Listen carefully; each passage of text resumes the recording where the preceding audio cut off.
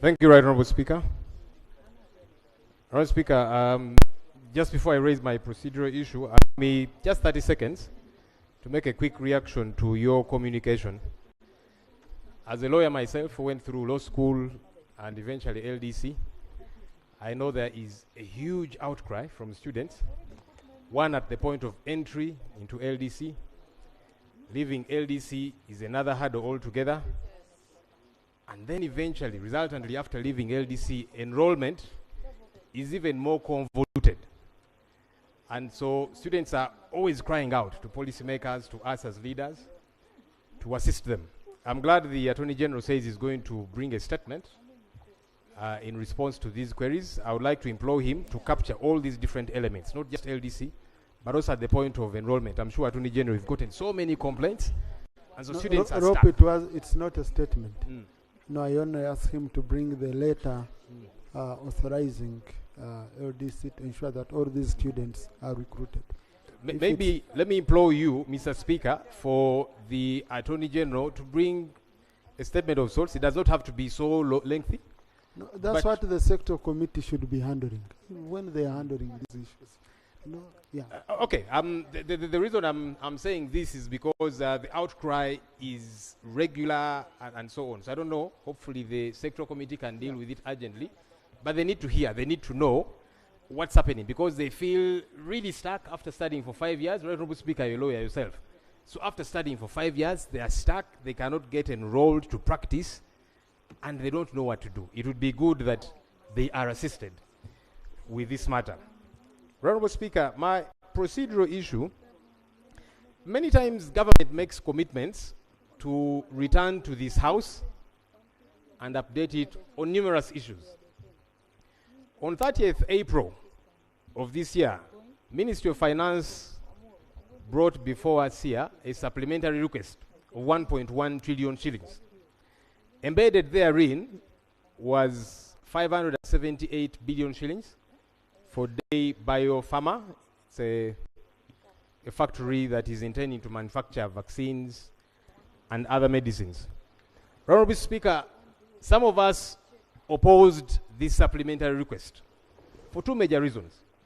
Government was saying they would like to rescue this company, which is heavily indebted, by buying shares. We said, okay, so you want to buy shares into this company. What's the worth of the company? And the Minister of Finance conceded on this floor here that they had not valued the company yet. And then we asked, so if you have not valued the company, is there some kind of agreement between government and the company before you give the money? The same minister conceded and said, not yet, but that they are going to work on it afterwards. And so now end we said, that's problematic. It's actually irregular because you cannot put the cart before the horse. It's like shooting first and aiming later. First work on the preliminaries, and then we see what gets to happen. Anyhow, even though we opposed, it passed. Honorable Speaker, in line with our cardinal duty, myself and colleagues on this end, of keeping the government in check, on Thursday I went with some colleagues that are part of the cabinet to this company, and what we did discover, the company told us that they are going to start producing vaccines and medicines at the start of next month, which is just next week. We are waiting to see what happens. But two, the company told us that through their proprietor, Mr. Matthias Magola, he said that government had valued this company and also an agreement had been signed. They did not avail to us these agreements. But you see, government had told us that they will come back to us as parliament to update us.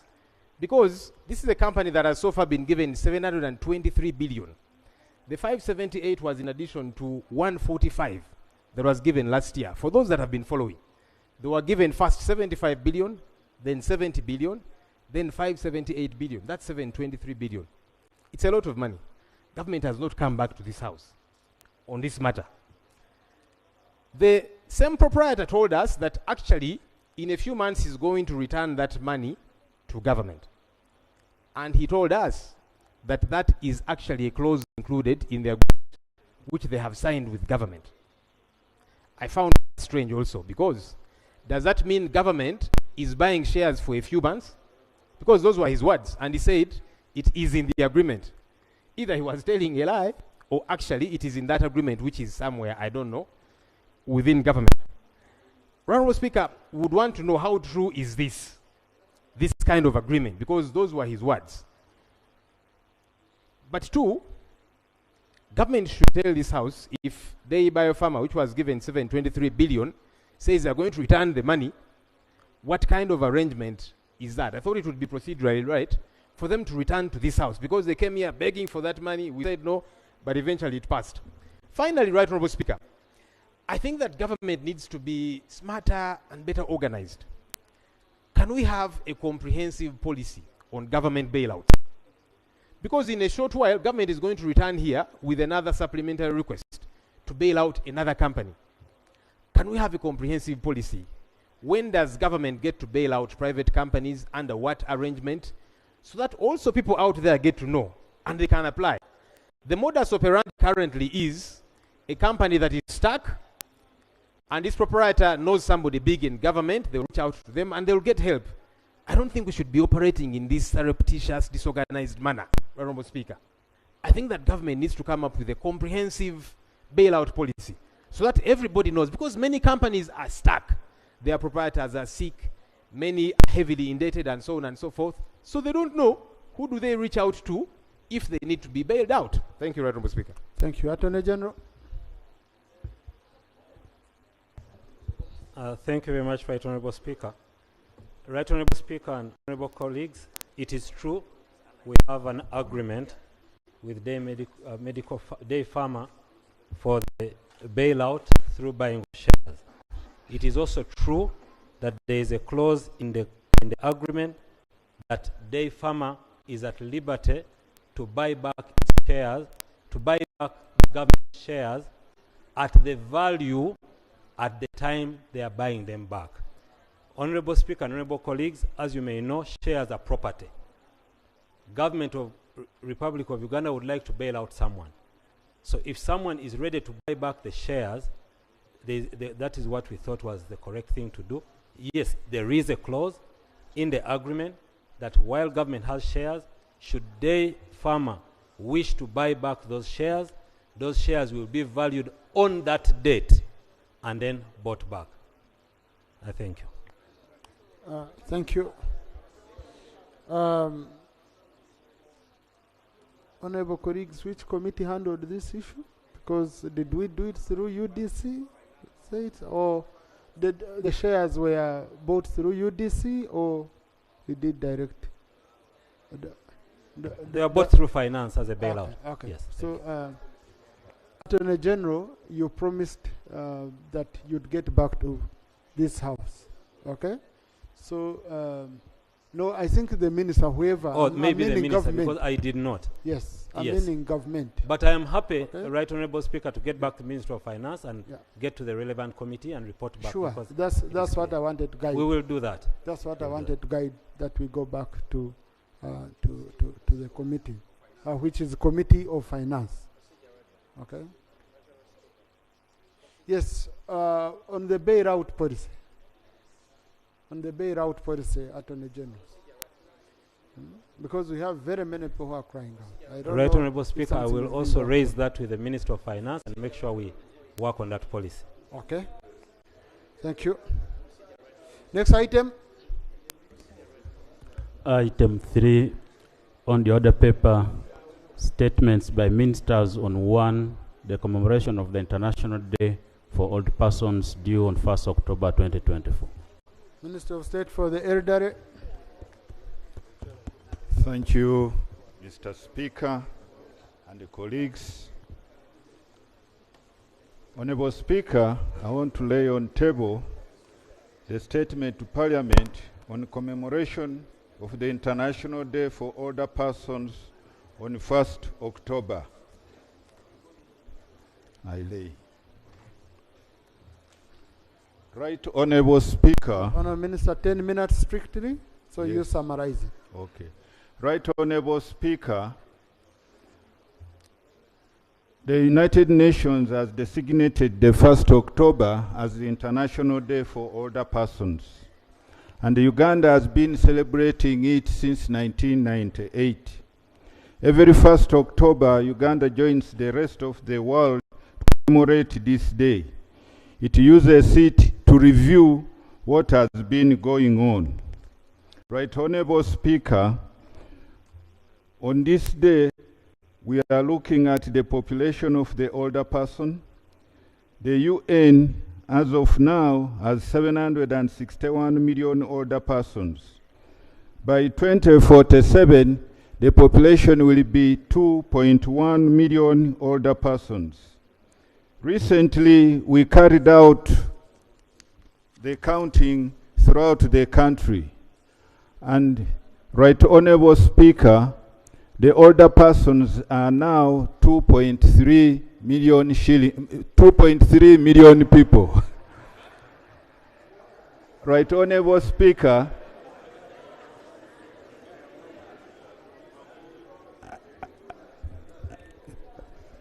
Right Honorable Speaker, this is 5% of the total population of 46 million.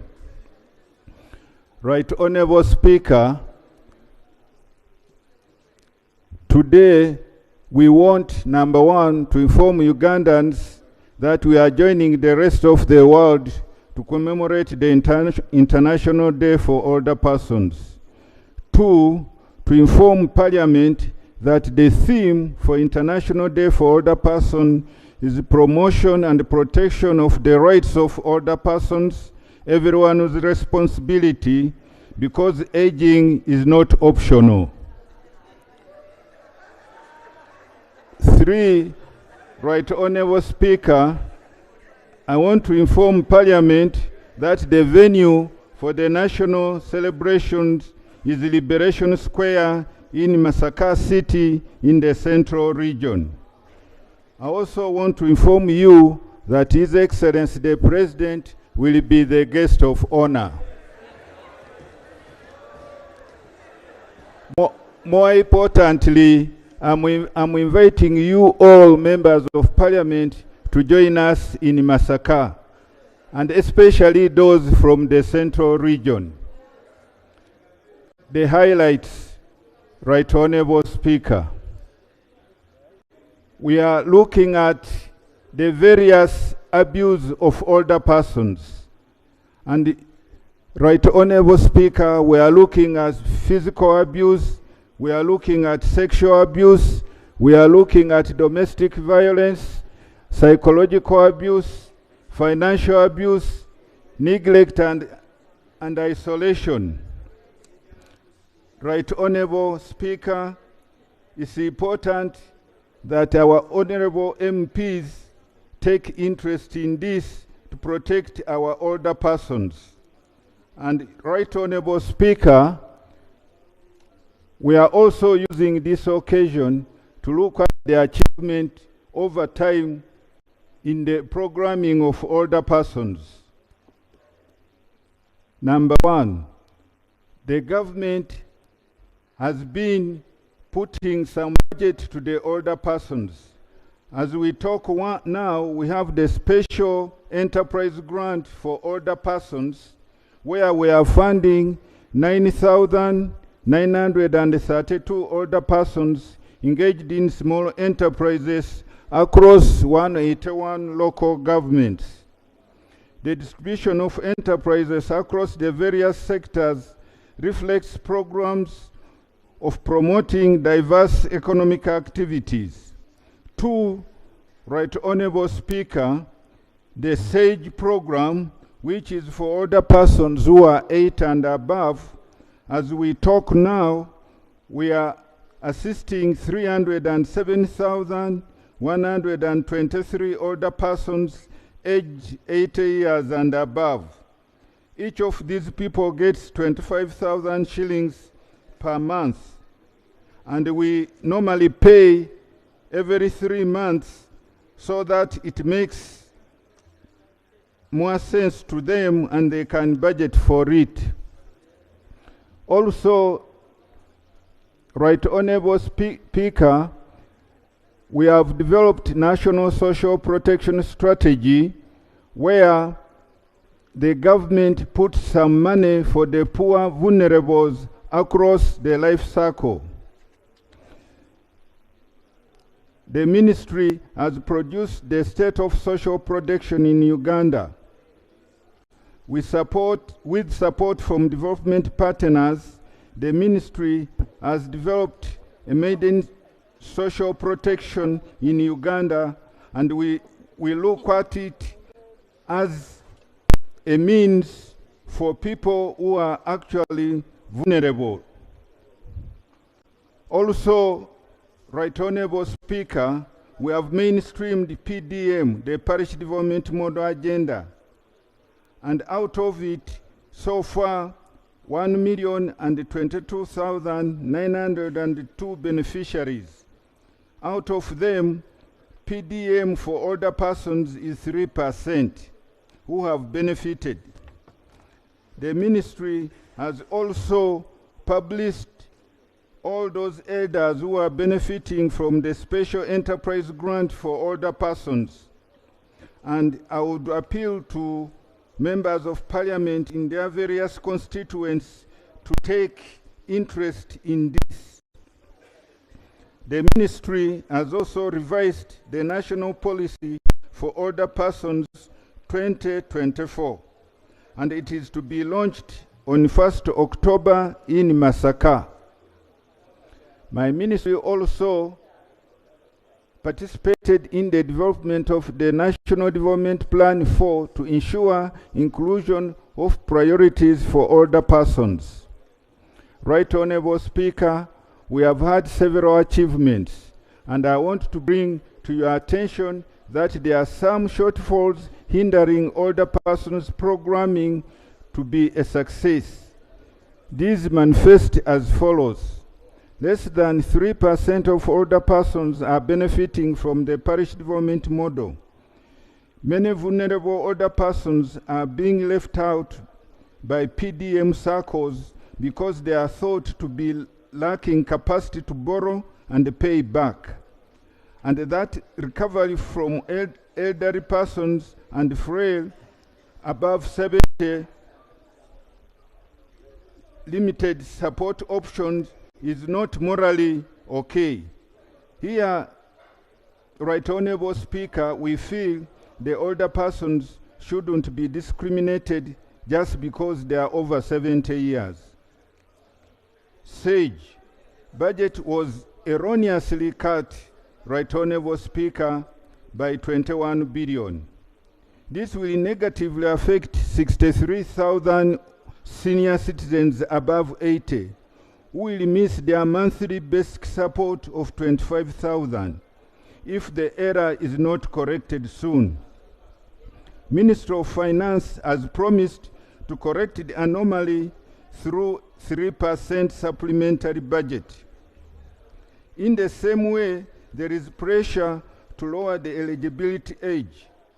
In November 2018, during the announcement of the national rollout of the Senior Citizens Grant, Parliament resolved within 3 years the eligibility age would be progressively lowered to 65 years. This, however, has not taken effect despite the demands from population to lower the eligibility age for enrollment to SAGE from 85 to 75. 4. Demand to increase the benefits in amounts. There's growing demand from older persons to increase the value of the grant from 25,000 to at least 35,000 to match the high cost of living and inflation. If the grant is to meet its aspirations to enable older persons live dignified lives. Similarly, Special Enterprise Grant for older persons also suffered an erroneous budget cut and has a funding gap of 7 billion. This grant was initiated to help government older persons vulnerable who are 60 to 79 years through group enterprises. Delayed initiation of older person-related courses for professional service delivery. Colleagues, all government universities are expected to develop courses in geriatrics and social gerontology to handle the emerging challenges associated with increasing life expectancy.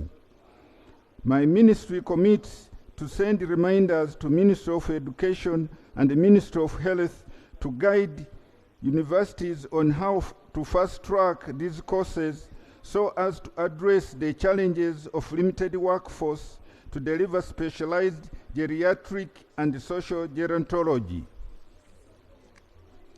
Limited intergenerational dividends, with the young generations failing to appreciate the guidance and the wisdom of the older persons due to the modernity and influence of the Western culture, remains a challenge. As agreed before, Ministry of Gender, Labour and Social Development in the process of working with the Attorney General to enrich the Older Persons Bill principles to restore values and respect for elders in service delivery points and other aspects. Lack of specialized homes for older persons without alternative care. Though in principle, government does not promote institutional care, it has been observed that as we promote compulsory education for children and due to rapid rural-urban migration, older persons' care in rural areas has been compromised. Monitoring reports by Ministry of Gender, Labour and Social Development show that many homes are being established by private sector to handle older person care due to weakened family support system as a result of busy schedules of work amidst high costs of hiring home care nurses. The ministry will work with Attorney General to ensure that homes for older persons are well regulated as it is being done for children's homes. Right Honourable Speaker and Honourable Members, there are more efforts that need to be prioritized to enhance the promotion of older persons' rights.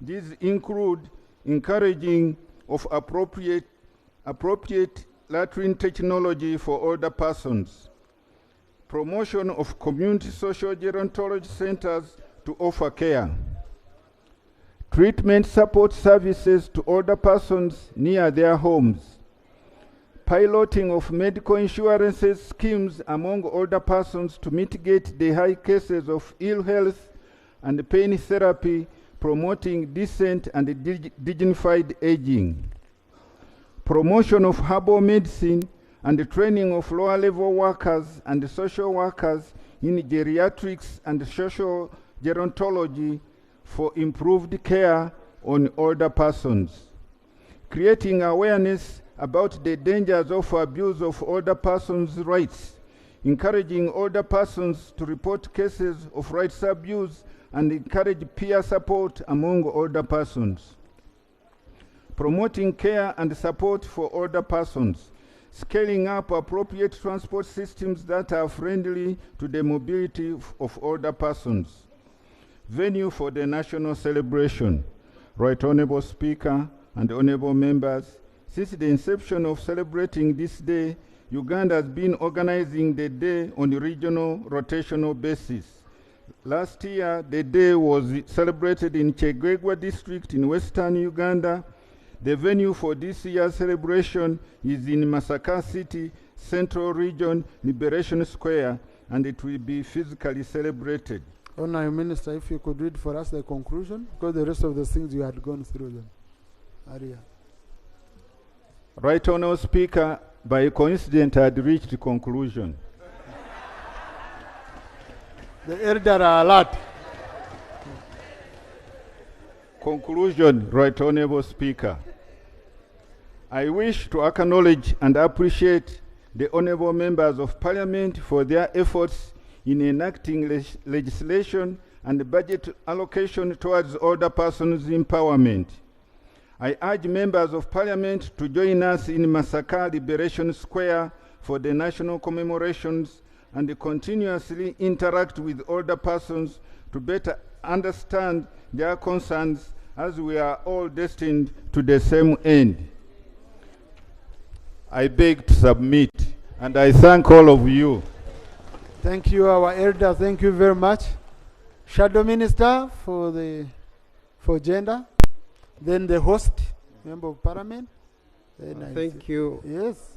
You need to know if you're welcome in Masaka or if you're not. Thank you, Mr. Speaker. Mr. Speaker, I'm standing in for Honorable Fortunate Nantongo, Shadow Minister for Gender, Labour, Social Development. Honorable Speaker, I'm going to talk about two issues, that is SEG and SEGOP. Right Honorable Speaker, 43,559 eligible older persons for the SAGE program are currently excluded due to errors on their national IDs. This limits their access to social services that are facilitated by the acquisition of a national ID. That Honorable Speaker, NIRA should consider availing provisional national identification numbers, that is NINs, to beneficiaries to enable them access social services. 2, NIRA officers should be present and staffed in every district, municipal council, down to village level to enable a wider coverage of all eligible older persons. 3, provision should be made by the line ministry to allow other forms of identification that are not exclusionary for our elders to access the funds. About social enterprise grant for elder persons, Honorable Speaker, this program requires older persons to organize in entrepreneurship groups which are mostly limited to agriculture according to the Ministry of Gender guidelines. Therefore, care should be taken to include other productive ventures for older persons. 2, government should roll out the program to all sub-counties. 3, the targeted older persons also report bureaucratic tendencies to access such funds, which discourages them. Therefore, the government should make it accessible. Honorable Speaker, thank you for the opportunity. I beg to submit. Thank you. Thank you, Dr. Bwanika. Thank you, Right Honorable Speaker. I want to appreciate the Minister for the statement, and I want to state that Masaka City is very hospitable city. Apart from being an agricultural city, we are also a tourist city, and we want to welcome the older persons and the potential, the candidates. All of us are candidates for older age. So we want to welcome all of you. Right Honorable Speaker, I want to just state just a few things, especially on the identification challenge for the older people. Most of them in the villages, they don't have capacity to provide fingerprints because of the works that they have been involved in. We want to request the ministry, NILA, that they should come up with a modified, an alternative on how to identify older persons. They don't have the fingerprints. Most of them suffer. They cannot access services because of lack of fingerprints. And Right Honorable Speaker, the UN definition for older persons is 60 years. In Uganda, we are still at 80. An older person cannot access these benefits until you are 80. I want to request that as we celebrate the older persons in Masaka City as a nation, we should agree to lower the age at least to 65, so that our seniors who have paid a price for this country can benefit from what they have labored for. Information, Right Honorable Speaker.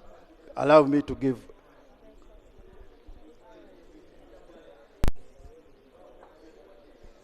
Thank you, Honorable Abed Bwanika, for giving me way to give information.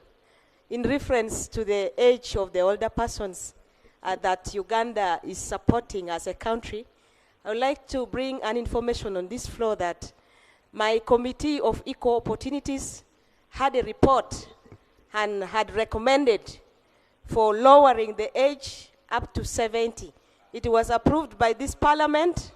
Yes, we were only waiting for the action taken report by the Minister of Gender to really come and clarify if it has been effected or not, Right Honorable Speaker.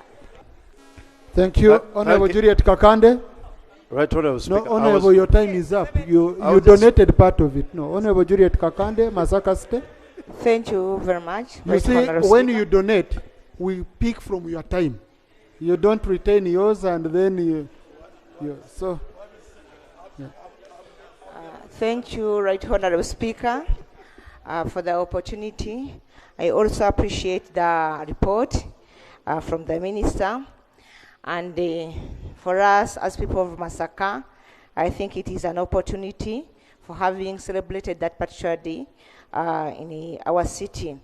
Right Honorable Speaker, I was very much concerned when the report talked about the special homes for the elderly, for the old persons. Many of the people who know much about Masaka region, we were very much affected by HIV/AIDS in the early 80s. And many of the older persons now, you may find them having lost many of their children and their grandchildren. So there are so many people who do need to be assisted in such a manner. That implies that since AIDS never affected only Masaka, even other areas in the country were affected. Right Honorable Speaker, the statement also talked about the younger persons not appreciating the old persons. The report talked of coming as an influence of the Western culture. But normally when we move out in Western countries, you find younger people at least giving space in terms of service for the older persons, which is not here in our country. I think this particular day would assist us to bring that culture that the younger people could appreciate the roles being played by the older persons. So we welcome you all, not only the older persons in Masaka. Masaka is very accommodative. We expect to be having fun with you, not only on that particular day. Thank you. Thank you very much. Thank you. Haji Mutumba, followed by Obigaros, followed by Agnes Apea. Yeah, thank you, Right Honorable Speaker. And Rauben. Right Honorable Speaker. I'm looking for elders. I would also... Yeah, thank you so much, Right Honorable Speaker. Right Honorable Speaker, I would like to thank the Minister. I would like to thank the Minister for his statement, Right Honorable Speaker. Right Honorable Speaker, my concern is on the SAGE program. I would like to thank government for having effected that program in the country. But my concern is on the time. It is now 6 months since the elders in my district got money, this grant, the Social Action Program grant. It is now 6 months down the road without the beneficiaries getting their money. And then we are talking about, looking after the welfare of the older persons. Most of the time, the older persons are sickly. They are going to hospitals. Right Honorable Speaker, when the government launches a program and it doesn't effect it well, we the political leaders become the financiers of these programs.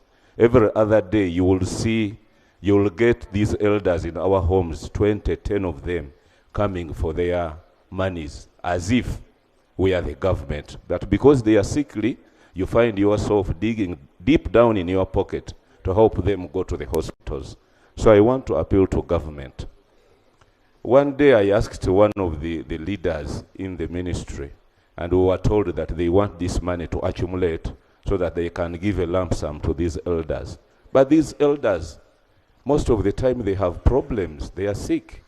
We have buried some of them even waiting for this money, the 25,000, so that they can go and attend hospitals. So let government at least give out 2 months or 1 month so that these elders can enjoy this money before they can be called by their God. Thank you. I beg to submit. Thank you. Honorable Bigaro.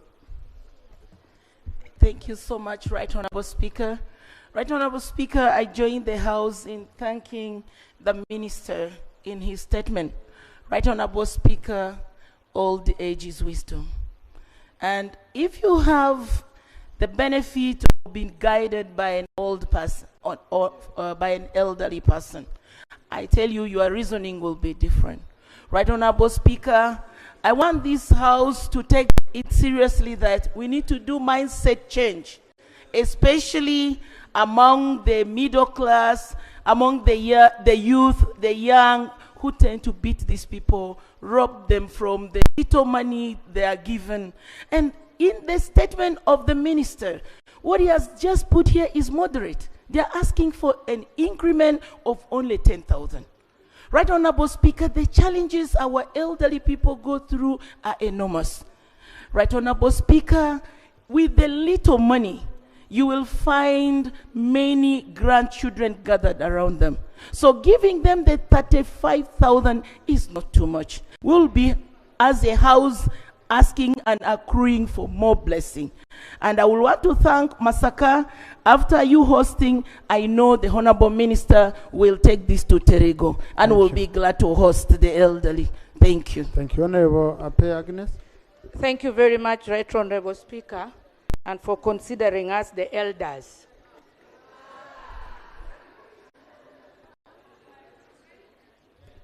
Special way to thank the government of Uganda and His Excellency the President for recognizing the older persons of this country. I also want specifically to appreciate the achievements that the minister highlighted there. And world over, special grants as such are key drivers of economic growth. And when our older people get disposable income, their spending also increases, and our local markets also get money. And that is what we call local economic growth. So if we think the 25,000, or even if we are asking just for 35, is not a big deal, I would like to explore my colleagues in the Ministry of Finance that even if your pen is so sharp, you cannot go and cut a budget of 25,000 for an old woman in a Molata district. Even if that cutting is really fun, you cannot go and cut that special interest group's budget. And Right Honorable, this issue of budget cuts, I would really like to request our colleagues that the special interest groups in this country, including persons with disability, if you do not, I don't want to say curse, but if we want to really run a country that is going to be beneficial for all of us, then we need to be cognizant that these are people who live amongst us. We know their challenges, and I'm glad my minister said all of us are getting there. Remember that tomorrow you'll be them, and they will cut that 25,000 or wait for 6 months from your only source of income. I would like to end, Right Honorable, that if it was a runner's cut, Ministry of Finance should really make a statement here. We are in the second quarter of the financial year. And from that statement, it looks like that money is still missing. I sit in the budget committee. And I remember together with this House, we reinstated that money and provided it as additional money in that budget. But I'm told all those budgets were cut again. I thank you. Thank you. Hadarau Desinjiro, Honorable Mshemeza. If you know your bureau 60, please.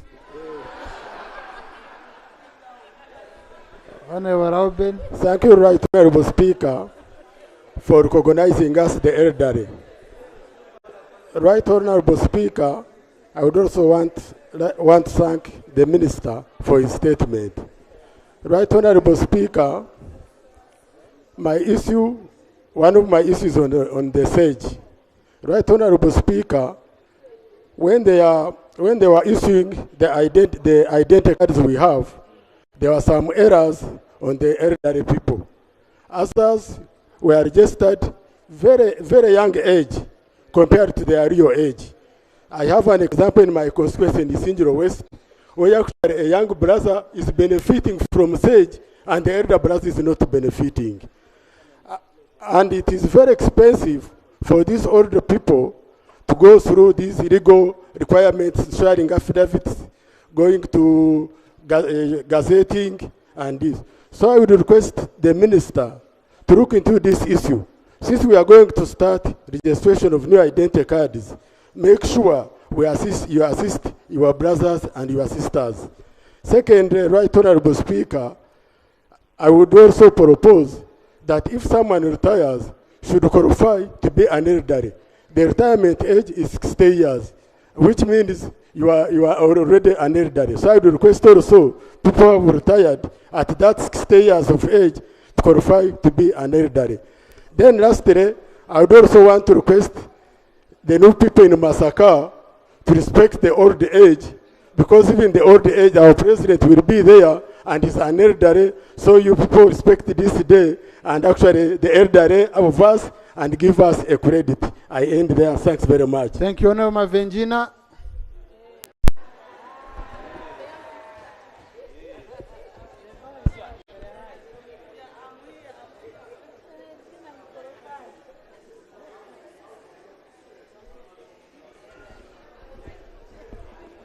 Thank you very much, Right Honorable Speaker.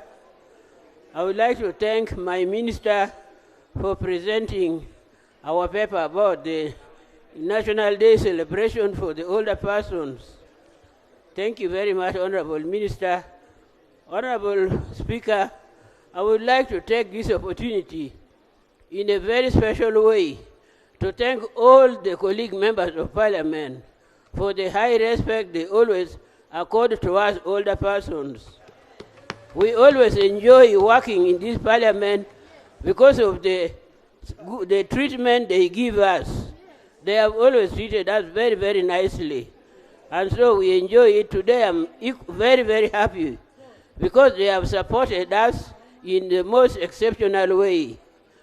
Honorable Speaker and colleagues, I would like to thank His Excellency the President in a very, very special way for recognizing the older persons that they should be given opportunity to serve in this august house.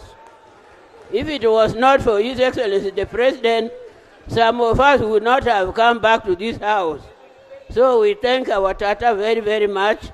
I thank all of you for the support you have already given, and also for already advocating for our money to come back to our old persons who are suffering very much on the ground. I was in the constituency 3 days ago, and I took the chance to consult the older persons of three districts of Greater Nebi, and I discovered that even this SAGE money, which they give them for 3 monthly, they don't get it. They told me the money disappeared somewhere, and I've already informed the minister. I'm waiting for them to put it in writing so that our minister can handle it together with the ministry staff. Honorable colleagues, we are very, very happy and looking forward to enjoying ourselves in Masaka. Let us go and spend the night and enjoy ourselves and dance and sleep there in Masaka. And do what? Thank you, Honorable. Thank you, Minister. Honorable Molele Matia.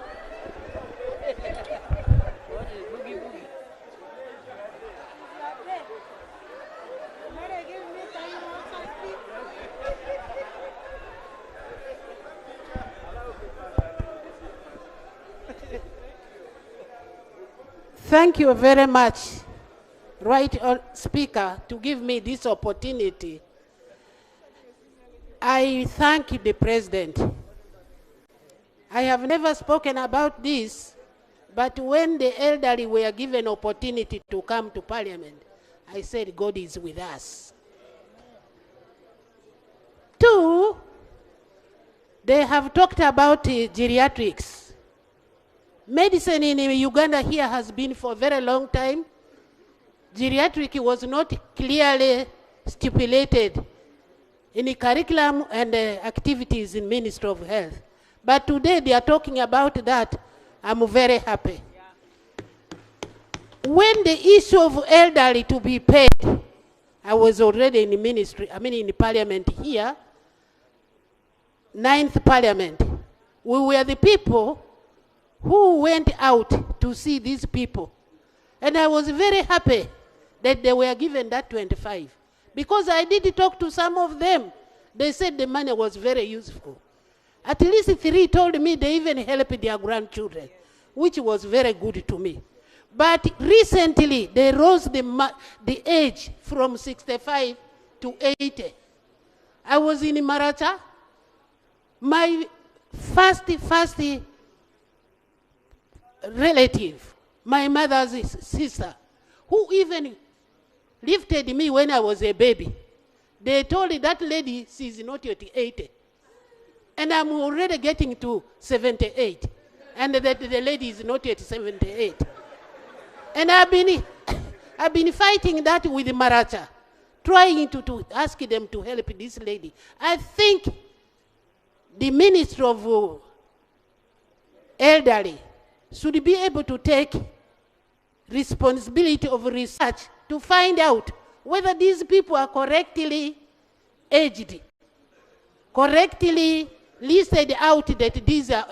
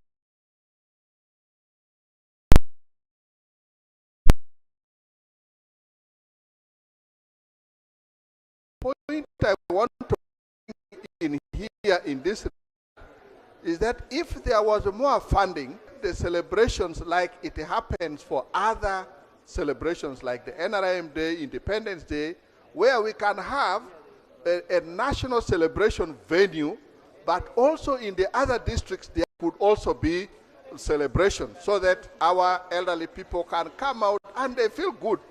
Like my colleague Honorable Mavenjina said, if somebody from Wadelai and came to Pakistan and celebrate, they would feel very good. So that is one point I wanted to bring in. The other point is still repetitive, all right, is that when you look at most of our elderly persons, they are taking care of a number of grandchildren. And it would be good if there was more funds and we increase the amount which we are giving to them. Because you look at them, you look at 25,000 and you see how they are struggling, you just say, we wish there was a little more money for these people. Because unfortunately, a number of the fairly younger people who should have been supporting the elderly ones, they have abdicated their responsibilities and they have left their children to these old persons. And incidentally, most of them are even women. Yes, the men are also there, but majority of them, and particularly those ones who are passionate about children, are mainly the mothers. And these are the people who really need more support than any other.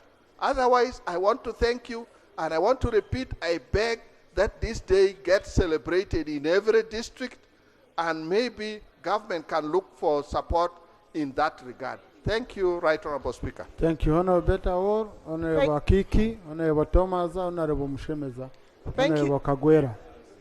Thank you, Right Honorable Speaker. Right Honorable Speaker, I want to thank also the Honorable Minister for the elaborate statement, very clear statement on the older persons. But, Right Honorable Speaker, we have our people who are suffering a lot as elderly people, as alluded.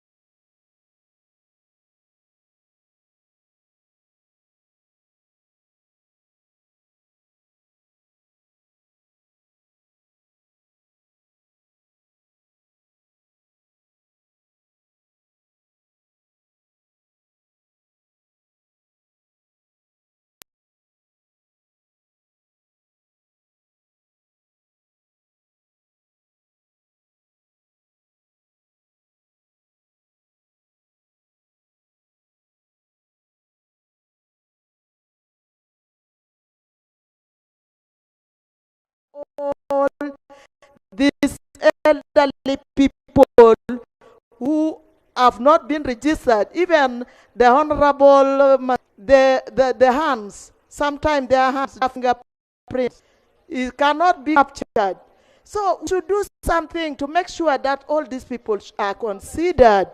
I want to also say, if we can do a little more for these elderly people, that will be the best. You see, when we talk about this, that. Thank you, Honorable Kiki.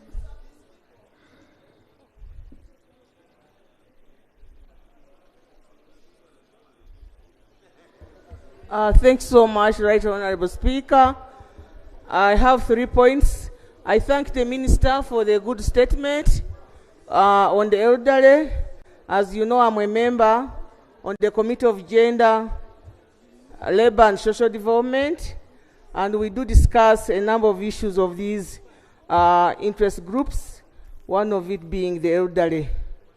Point number 1 is requesting all the MPs to go over the weekend and talk about this day on the radio stations, because there are a number of these programs which the elders don't know.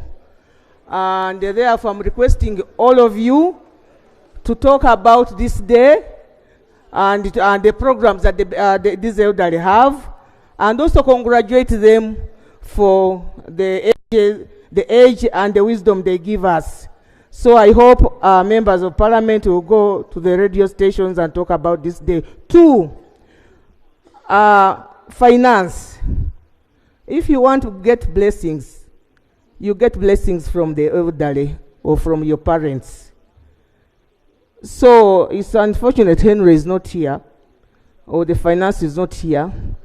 As Honorable Agnes said, if there are budget cuts, the last budget cut should be on these interest groups. Honestly, there's a lot of resources that are going wasted. If we want blessings, let us take care of our old people. Please note in the statement, 63,000 elderly persons are going to miss their money this year because there was a budget cut of 21 billion. So as you are talking about increase from 25 to 35, actually even the 25 we cannot afford. So what are we talking about? We are going to have a discussion on the other yesterday's presentation. I'm going to talk about money.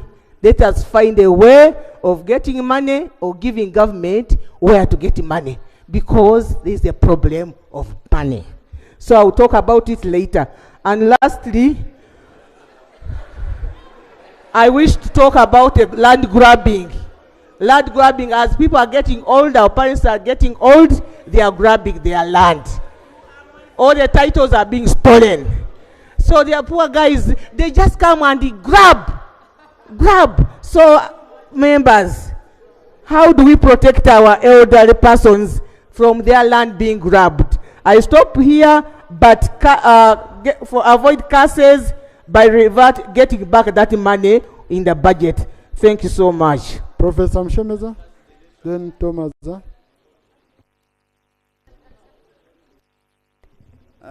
Thank you, Right Honourable Speaker. I also join colleagues thanking the Minister for his statement. You know, when you clock 60, I made 60 this year. I know Honourable Nsamba thinks I'm 52 because of the sports, but I'm 60. Any additional years you get, you thank God. I was looking around in this house to see who were with us when we were making the 1995 Constitution. I could only see Honorable Mavenjina. So when I tell some of my colleagues that I'm enjoying my future, you understand what I'm talking about. You know, so we really want to join the people of Masaka, and we shall take up the challenge to come and enjoy with you. But there are certain concerns I have observed with the elderly. One, during the making of the national IDs, some of the ages of our older persons were messed up, and they have missed out on this program of government. So we need to help our elderly to rectify that when we are renewing the identity cards. Some travel long distances to pick this money. We know now the unit of correction is at the sub-county. Perhaps we could decentralize further to the level of a parish. You imagine somebody in Ubududa coming from those mountains, going to the sub-county headquarters. It is really a challenge. My last point I want to make, these old persons have stories to tell, wisdom. Can we help our people to document? Now my professorial research values come in. Can we help our old persons wherever we are to document? We can publish small books and pick some of those experiences. You know, those experiences can help us even tackle some of the problems. Sometimes we think they are fresh. You may not need to reinvent the wheel. Some of the issues have been handled before. So we can use the lived experience approach to sort some of the problems today by tapping the wisdom of old persons. I support the statement, and I will join the people of Masaka to take up the challenge from the Honorable to come and enjoy with you. Thank you very much. Thank you, Honorable Speaker. And Honorable colleagues, we are going to conclude that we have a statement.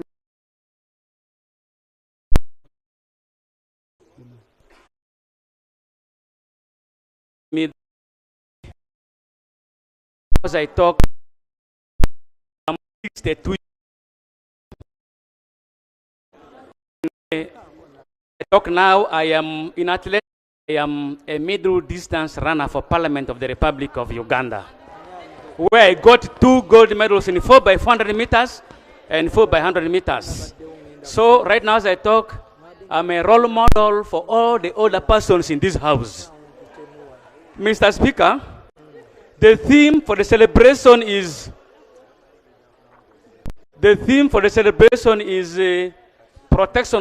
promotion and protection of older persons. Dear members, can we go all out and protect and defend the older persons from people who are embezzling their pensions. They are pensioners. They are pensioners, and they have not got their gratuity, others have not got their pensions, and they are all dying away. They have not got even their benefits. And added on that is the fact that younger people normally want them to die quickly so that they can take over their resources. And this is what's happening down in the rural areas.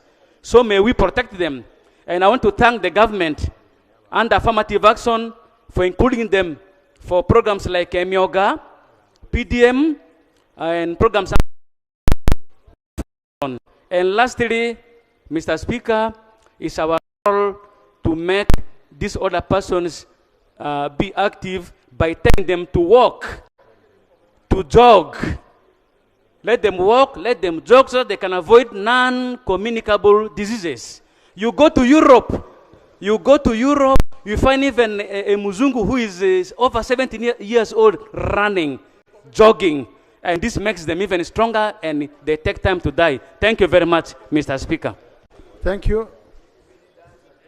Congratulations, Honorable Minister. We wish you the best on your celebrations. Next item.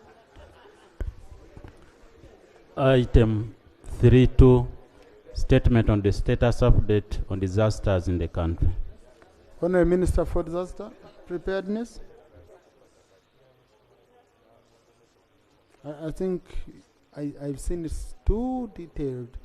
I don't know how you're going to summarize it so that we have time for debate. Right, Honorable Speaker, I can promise you less than 10 minutes to summarize the paper. Thank you.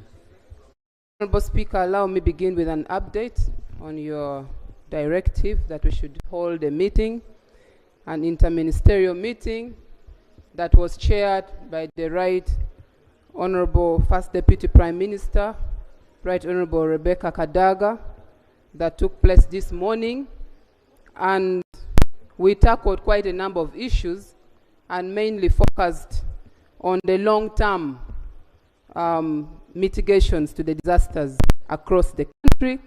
And we also resolved in the meeting that we'll be having an interministerial meeting every 2 months. And we also agreed to visit Kasese and ascertain some of the facts on ground. Right Honorable Speaker, allow me begin by laying on table the National Disaster Risk Management Plan. I beg to lay. Right Honorable Speaker, I also have a map that was published that clearly states the district-prone areas of disaster that is captured on the report, which was already uploaded, which cuts across eastern, northern, western, and central region. Right Honorable Speaker, the status of disaster is looming in the country. And we have received reports across the entire country that we are trying our best to respond. However, we are constrained by finances. Right Honorable Speaker, disasters has got natural disasters, which includes issues like hailstone, the landslides, the floods, the drought, earthquake, fire outbreak, and others. We also have the man-made disasters, Right Honorable Speaker. A case in point, the issue of the Chitezi landfill that collapsed, that's a man-made disaster. The human settlement along the river banks that leads to the effects of the flood, some of those are man-made disasters, among others, Right Honorable Speaker. We have had cases reportedly across the entire country, and we have come up with disaster risk map that was published. Right Honorable Speaker, as a ministry, we do the following. We do coordination with other line ministries and agencies in case of a disaster. We also do the risk identification. We also plan to mitigate the risk. We also do relocation of victims that are affected, provide relief, temporary shelter, among other interventions, Right Honorable Speaker. We have a team, that's the District Disaster Management Committee. And according to our National Disaster Risk Management Plan, we have these structures up to the village, the parishes, sub-counties, and at the district level, coordinated at the national level. And when a disaster occurs, we receive reports from the district, written to us by the COW, and we take interventions. That's when we plan to either offer relief items or coordinate with other agencies like Ministry of Agriculture, Ministry of Works and Transport, Ministry of Tourism, Health, and also other agencies like Uganda Red Cross Society, the UN agencies, the non-governmental organizations, the army, the police, to see how to intervene in case of a disaster. Right, Honorable Speaker, the issue of preparedness is where this House needs to be intentional. We need earth-moving equipments, early warning indicators to be provided. The early warning indicators, equipment, systems help us in not using our eyesight to analyze, but using technology that help us to be prepared to prevent disasters from occurring. We also need equipment that can be decentralized, Right Honorable Speaker, not at the national level, but the plan that I have laid on table looks at having equipment decentralized across the entire country. In case of a disaster, we are able to respond rapidly and on time. We also need training of our personnel as we carry on our interventions. But particularly, Right Honorable Speaker, we must have intentional funding of the budget under Ministry for Disaster. This financial year, Right Honorable Speaker, we allocated 18 billion shillings. But if you look at the issues that, the cases that come across, we are unable to provide our response as it is planned based on the money that is allocated. But also the access to contingency fund has been slow. When we request for this support, Right Honorable Speaker, we need it to be expedited for us to be able to respond on time. What we have been doing, Right Honorable Speaker, is we've conducted trainings of our actors across the entire districts so they are ready to respond. And we have done this concurrently with the support of the Army, and I want to thank the CDF for being very supportive in this. We have also done provision of relief items and non-relief items to the different districts. And as I speak to you now, Right Honorable Speaker, I still have a long list of requests for relief. And my intention is to provide those reliefs as fast as possible if the available funds are there.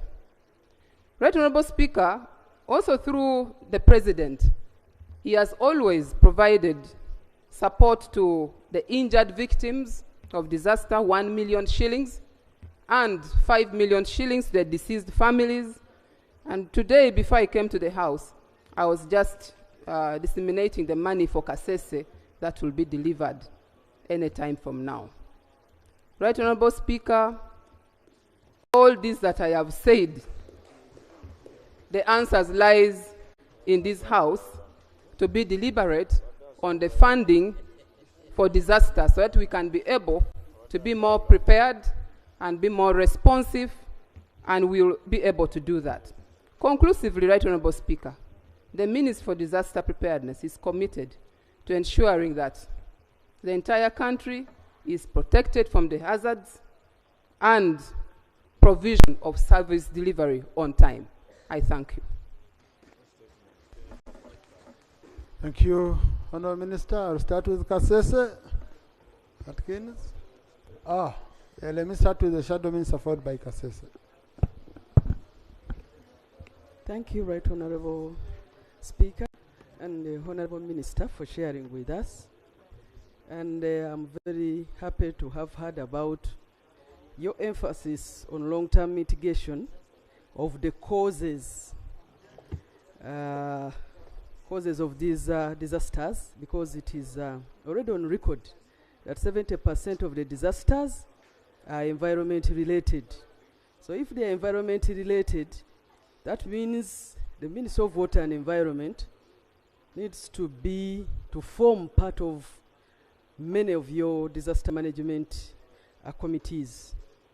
Right Honorable Speaker, it is therefore very important that at this moment we expedite the establishment of the Disaster Management Bill or Act, because a plan alone may not bring in regulations to help us deal with this big elephant. The Act would stipulate the preparedness part of it, and that is where we would be able to reduce on the occurrence of of the disasters. Otherwise, too much emphasis on emergency response that money may not really be enough. And so our newly established minister will request that you liaise with the responsible stakeholders to have the disaster management bill tabled. Much of the earlier efforts are in place, and I know we can move very fast on this. Right Honorable Speaker, early warning now is very important. It is unfortunate that at this moment in time, when disasters are becoming common, the Uganda National Meteorological Authority was swallowed up. And that is the exact reason why we wanted it to remain intact, such that they are able to give us information for the different sectors. Otherwise, if it is swallowed by the Ministry of Environment, the other early warning for agriculture, for defense, for aviation becomes difficult. And now what happens is that Prime Minister's office has established its own mechanisms, early warning mechanisms. Ministry of Environment, Defense has its own mechanism, Civil Aviation has its own mechanism, and I think that one end will mean that we shall not have early warning. But use of early warning has challenges, because even when you ask members here how many have had the weather forecasts and used them, you find that it is very difficult for members to access and make use of such information. Right Honorable Minister, Right Honorable Speaker, the committee that goes to respond to some of these mechanisms needs to go with items that help us build the resilience of some of these communities. For example, a school cannot always be losing a rooftop, and you go to help it this year, another financial year, and when you look at the school, no trees have ever been planted around the building. So we pray that at least the minister, with your composition, you go with people who can advise on, for example, tree seedlings that can serve as windbreakers, and then give some advice. You find that some of the infrastructure is placed in a wrong, they are placed wrongly, and you wonder what would happen if strong winds came. So such advice can be got from the team that you go with. And so, other than giving partial or blankets, we request that you also move with tree seedlings to some of these affected areas, especially schools and other institutions. And then the communities can also get some advisory messages, like places in flat areas but are surrounded by hills are prone to strong winds. So what do we do? The way we advise farmers in such places needs to be shared. And so, Right Honorable Speaker, this is the right time to intensify the sittings of the district environment committees, such that they are able to foretell that in for example, a month to come, there is likelihood of a disaster in this other line. So let's wake up our environment committees, because some districts even don't know which people form these committees. These are the committees that are going to review the state of environment in every district, such that we prepare ourselves early enough to reduce on the pressure to the office of the Prime Minister and the need for emergency response. I would accept information, Right Honourable Speaker. No, Honourable Priest. I don't have that. Your time is up then. Kasese? Thank you very much, Mr. Speaker. And thank you so much, Madam Minister. First of all, congratulations. And I want to appreciate the President for making the right appointment. Yeah, the right appointment. You have everything that it takes, and we're going to give you the support that you need, Madam Minister. Right Honourable Speaker, I stand here to give a testament or a testimony that I was, together with colleagues from Kasese, I was in the minister's office receiving the money that within this week will be dispatched or transmitted to the beneficiaries. Yeah, I really want to thank you, Madam Minister, and I thank the government for inclining their ear to the cries of our community. But I also want to mention that the minister was only able to help those people that were reflected from the district, and as leaders from Kasese community, we're going to interact with the community together with the local leaders so that we have a consolidated list so that those affected families can be presented to the minister. And she has promised that on Monday in cabinet, she's going to serve cabinet with that consolidated list. Mr. Speaker, sir, we also, as leaders from Kasese, appreciate the intervention of government. I was in a government office this morning, and I said it's the technocrats or the people that serve government that are letting down this government, because this very parliament supports disaster budgets. And we don't do the disaster ourselves or the interventions ourselves. The relevant ministries do. But there are a lot of monies that are transmitted to communities or districts that never do the job or the intended purpose. And we have agreed with the minister that we're going to support her, especially in pursuing audit for money or value for money. Because this very parliament has already transmitted a lot of support to address disaster segments, but we kept just around the same sort of disasters. Very lastly, Mr. Speaker, sir, I'm happy with now the focus of government, that we will put aside knee-jerk interventions and want to look at sustainability or sustainment for the future, so that we reduce or scale down a loss of lives or massive destruction of property. As I see it grown, Mr. Speaker, I really want to appreciate you, and I look forward to seeing the minister back in the Kasese community. But I also want to encourage everybody that I think it's not enough. If you want to address a community problem. Thank you. Honorable Madoy Isaac and Honorable Babiku and Honorable Rocky and Honorable Ridian Papar. Hello. Right Honorable Speaker, I want to thank the Minister for the report, for the presentation. I come from the famous Ududa, an area which is actually, if you use the local language, the mother of all disasters. And here we have always presented our case as a region, But here we are, every year we get problems. I want to inform colleagues here that while the ministry or Prime Minister has good intentions, there is a need for the whole collective intervention. Interministerial, like my colleague said, all the front must face disaster. We have a problem whereby things are done in half meal.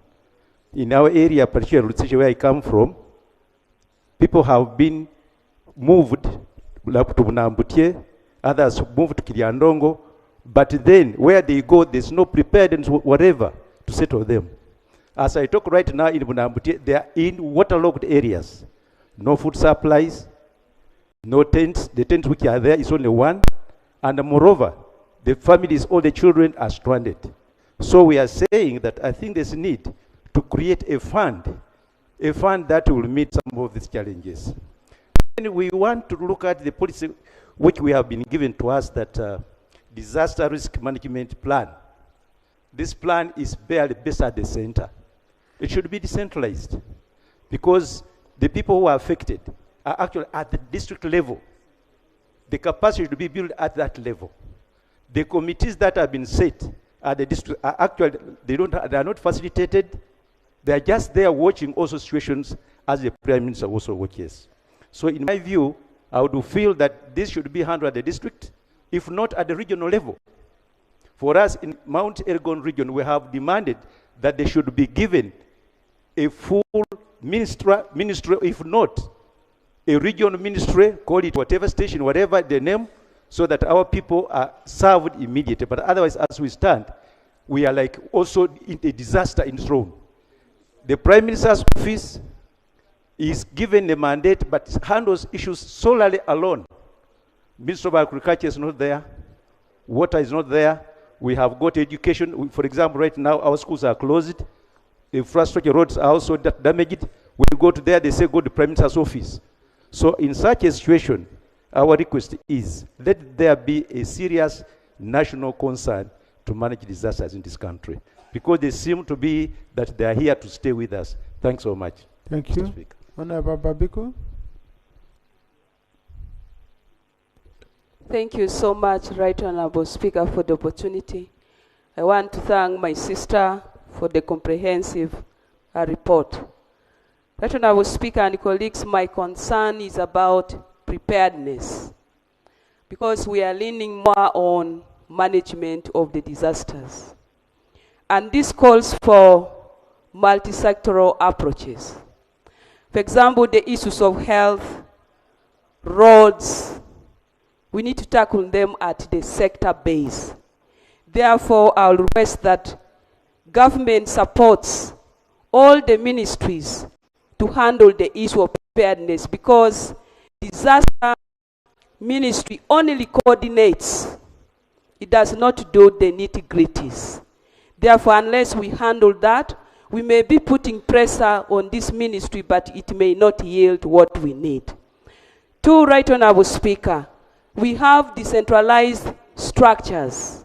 For example, we have the district disaster committee at the district level, but it only comes in to provide information, data on the disasters happening. They cannot act for even emergency requests. A house has collapsed, hailstorm has come, they cannot even provide a shelter. I will propose we need to provide some percentage of money to be decentralized for handling emergencies. Minus that, it is only Red Cross handling this matter, and that's why we lose our people, because we don't have immediate rescues. Lastly, Right Honorable Speaker, yesterday I talked about the issue of the bill. Because we have been preparing for the disaster bill, it has never come to the House. The disaster plan will never be functionalized effectively unless we have this bill brought here, so that we shall have the national disaster law. Thank you so much. Thank you, Honorable Rocky. Thank you, Right Honorable Speaker, for giving me this opportunity. I want to join my colleagues to thank the Minister for the report. Right Honorable Speaker and honorable colleagues, issues of disaster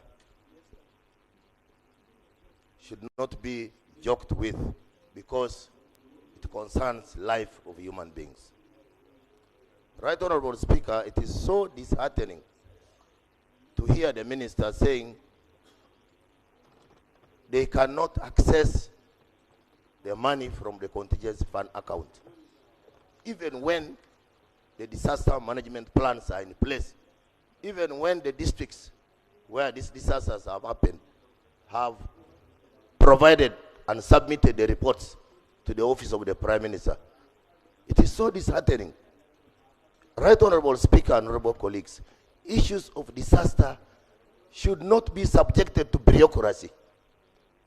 I think we need to pronounce ourselves on the management of disasters, that instead of handling issues of disasters with the normal systems, the bureaucracy in the office, issues of disasters must have first call when it comes to allocating and utilizing the money that has been allocated. It should not follow the normal systems in the offices where you say this one should be signed by a long route for the money to be accessed in order to respond. Right Honorable Speaker, the issue of preparedness alone cannot work. But of course, the response time. How long does the office of the Prime Minister take time to respond to a disaster that has happened maybe in Kasese or in Bududa? In many times, a report is given, but the response time is too long. And you find many people suffer because they cannot be rescued within the shortest time possible. Therefore, I join the colleagues who say the offices of disaster management should be decentralized to the different regions where these disasters are common, so that the response time is reduced and people should be rescued. Thank you, Right Honorable Speaker. Thank you, Honorable Paparu, Chair Presidential Affairs, then Kwania, then Honorable Shabe. Thank you, Right Then Honorable Wadjom. Speaker. I want to thank the Minister for the elaborate statement. Right Honorable Speaker, we are all agreeing that we need to decentralize the actual implementation of disaster committees at our district levels. The establishment is there, but of course without funds. Right Honorable Speaker, the local governments collect revenues.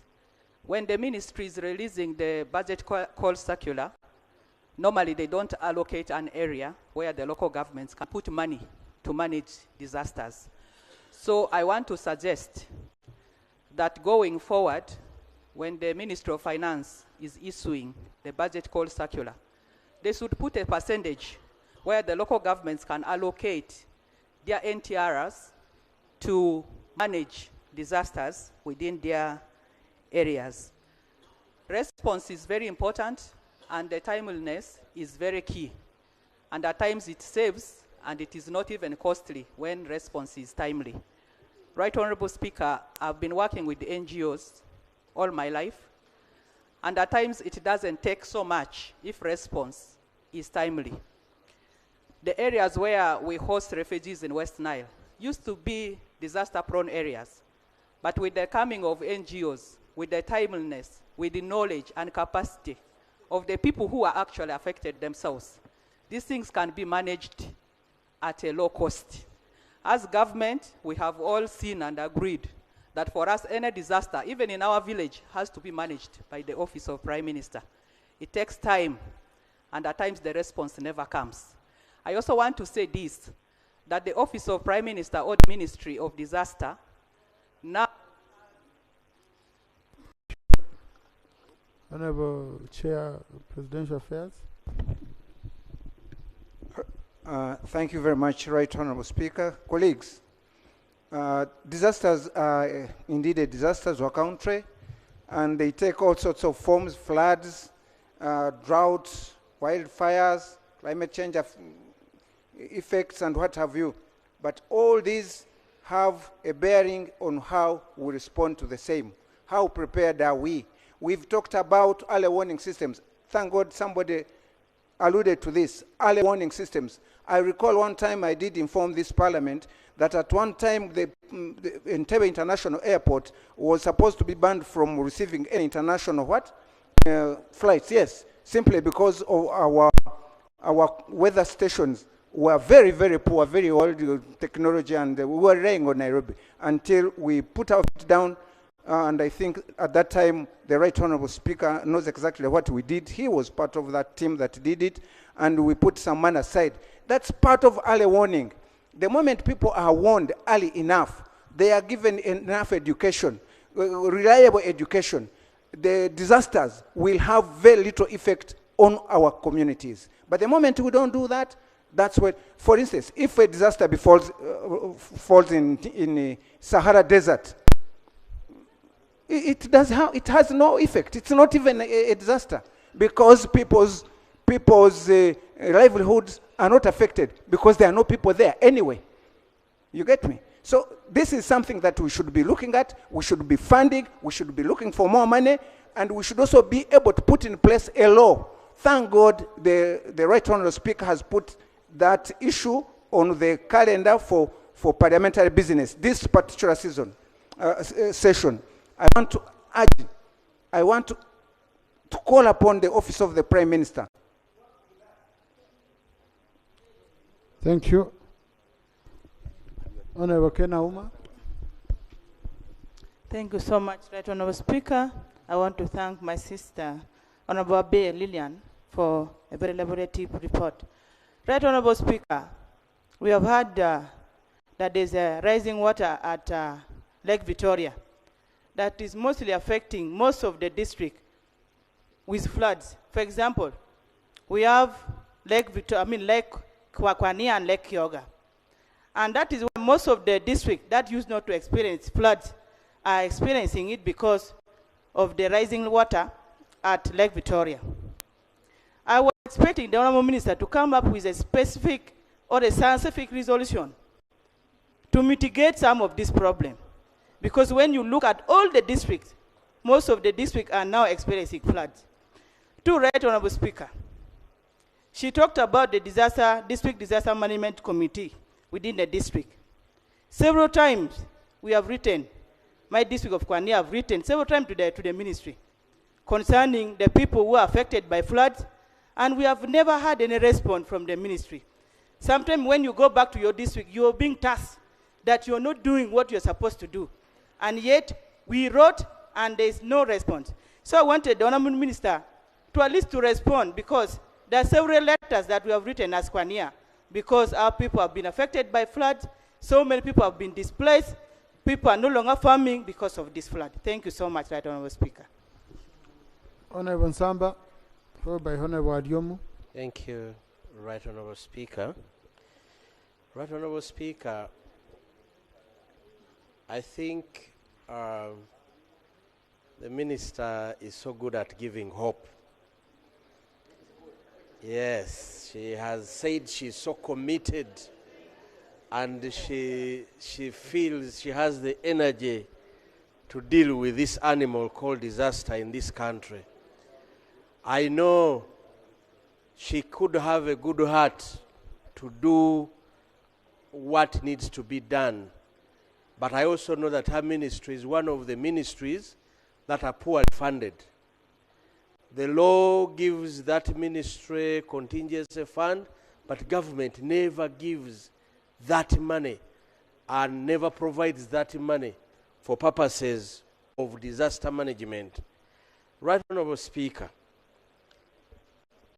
the issue of managing emergencies cannot be handled at ministry and we can sit here and say we will provide timely responses when emergencies strike. Right Honourable Speaker, I keep asking myself, an emergency has happened at a school, a government school. Why would the Ministry of Education fail to respond to that? Why? Can't this be decentralized at least to the level of a ministry so that we know now we are going in October, Right Honourable Speaker, the rains are going to come, roads are going to break down. But Honorable Samba, that's how it was. The money, Minister of Education had that money. It was taken away to disaster preparedness. So this is, yeah, switch on.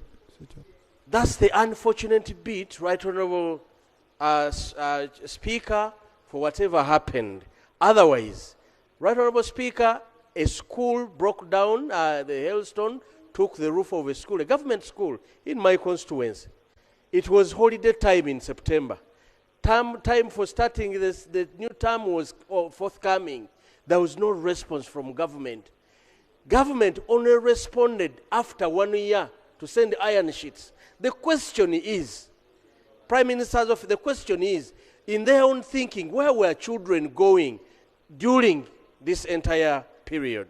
So I really want to think, we need to get serious about these matters. Let every ministry handle their own disasters. For example, for us, we are coming from gold. We have gold mines in Kasanda. And when there are disasters in the gold mines, you fail to know even where to go. Prime Minister's office, no response. You can't go to Minister of Energy, no. You know, it is so sad the way we are handling this. So, Right Honorable Speaker, as the Minister says, she's highly committed. There are a lot of things to fix about how we handle the disasters that happen to us in this country. Thank you very much. Thank you. But Honorable colleagues, to me, I think it's an issue of resources. We are not, you know, I was a government chief whip, and we would really sit every Tuesday when I was in OPM to distribute the little resources that we'd be having, and we find you coming here to face the MPs. Sometimes I would first rotate in my office. I call them, say, now how will I face the MPs? Sometimes I pity my sister, really, Annabelle. You're like, how, which hope will I give my colleagues? Huh? So the issue of us prioritizing, government prioritizing the disaster fund, ensuring there is money, is the contingency fund, is extremely critical. And Attorney General, I think we shall need to tackle that issue, because you see, some of us are worried to have redundant clauses in the rows. If you have a row which says a certain percentage of the budget should be reserved for disaster money and emergencies, and we cannot implement it, you bring here Minister of Finance, they say that can never be. Then you say, come, we amend, we remove it. Anyway, I had picked Honorable Wadiomu, then Honorable Namga, Honorable Dur, and Mikiana. Thank you, Right Honorable Speaker. Right Honorable Speaker, I take this opportunity to thank the Minister for the statement. But Right Honorable Speaker, disaster is disaster. As we are managing this disaster, then another disaster comes in. As the Minister was handling the Kitezi issues, then heavy rains in almost in every area, or countrywide, also came in, destroying schools, destroying health centers, destroying people's crops. So, Right Honorable Speaker, I think as Parliament, we need to consider the Minister of Disaster as a ministry which cuts across all of the ministries. So as we budget, we need also to think, to put a certain percentage, because you never know what will happen tomorrow. We may not predict that maybe in this area, either eastern or western or central or north, this will happen. So if we can allocate a certain percentage, that when we get a disaster of this nature, then the Minister of Disaster can maybe get the funds so that they can help our people. But really, disaster, now we are heading to floods. Meaning that when the time of floods also come in, then roads also will be affected, and people will be coming, requesting for Conclude, Honorable. Yeah, Right Honorable Speaker. As my area member of parliament was reporting about the disaster in the district, then Buwenge market also was affected, meaning that we can't report the other disaster in this week, again coming back to the floor of parliament within no period or time, then reporting for the same, going to the district requesting for the same relief. Thank you, Right Honorable Speaker. Thank you, Right Honorable Speaker, and I want to thank my colleague, the Minister. You know, I'm also a former Minister for Science, Innovation and Communications Technology, so I'm addressing you as a fellow Minister. Right Honorable Speaker, I want to refer my colleague to Objective 8 of the National Objectives and Directive Principles of State Policy, Protection of Natural Resources. The state shall protect important natural resources, including land, water, wetlands, minerals, oil, fauna, flora, on behalf of the Republic of Uganda. Right Honorable Speaker, as we do complain about resources, and we do believe we shall continue complaining, but we need to look at the causes of the disasters. Ministries are working in silos. Agriculture is the other side, environment is the other side. So why don't you come together as ministries and start planning? Right Honorable Speaker, when you look at, for example, Kampala, the floods that have been, we've seen all over Kampala. You remember the times of Jennifer Musi, when so many buildings were put down. Jennifer I should say she was dismissed. Now we are seeing the current ED also being dismissed, Saka and other colleagues. But do you think this is a solution to the problems of Kampala, including Chitez? Actually, Right Honorable Speaker, on issues of disaster, we've lost people, and we expect government to come up with a statement to apologize to Ugandans upon loss of life and property. We expect that statement to, to be presented on the floor of Parliament, other than dismissing public servants. Right Honorable Speaker, I have a proposal. We have local governments, and the structures are very clear. But local governments are not funded. We have environmental offices all over local governments, but they are not funded. The structures are redundant. So, Honorable Minister, why don't we make use of these structures? The ministries have suffocated local governments. They cannot give. Thank you. Honorable Joyce Bagara, Honorable Jonathan Odo, then Honorable Ituka Isaac, Honorable Cambre Ferigo, Honorable Acrobat Chiza. Thank you, Right Honorable Speaker, and I would like to appreciate the Honorable Minister for the report, and I'd like to raise two issues. One of them is about the time frame. I don't know if the disaster management plan has an aspect of a time frame within which to respond to disasters, because sometimes you find that we report disasters and then it takes government or the OPM months or a year to respond to that kind of disaster. I reported here last year about 80 houses and 2 schools that were destroyed, and it is only one school that has gotten support, and that is just this month. But the matter was reported last year. But also is the matter of the assessment of the extent of damage. Because when there's disaster, sometimes there's loss of life, there's loss of property, there's loss of plantations, and you find that the OPM is quick to send maybe beans or posho instead of prioritizing life and those that are injured. I would like to think it should be the other way around. While it is important to provide food, while it's important to, but people, if they lose shelter, in most cases, they burden the local council leaders, especially LC1 chairpersons, because that's where the people run to get shelter.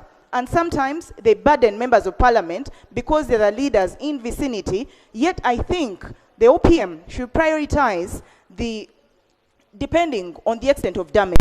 If it is loss of life, if it is injury, if it is loss of shelter, it is important to prioritize. Thank you, Right Honorable Speaker.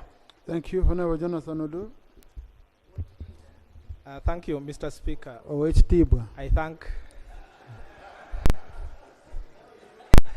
I thank the Minister for the statement. I have 3 brief issues. The first one, in the statement of the Minister, I'd expected her to provide to this House details of what is available. And for example, it say if you have an issue with your school, this is our standard reaction. We are able to provide iron sheets, we are able to provide these items so that the members can know. Secondly, if it's institutional, what other options do we have? So I think that is an area where the minister can improve. Secondly, I wanted to inquire and propose at the same time. Under Article 209, the UPDF has a role in managing disasters in this country. Well over, whenever a country is faced with such severe disaster, it is the army they call upon to help.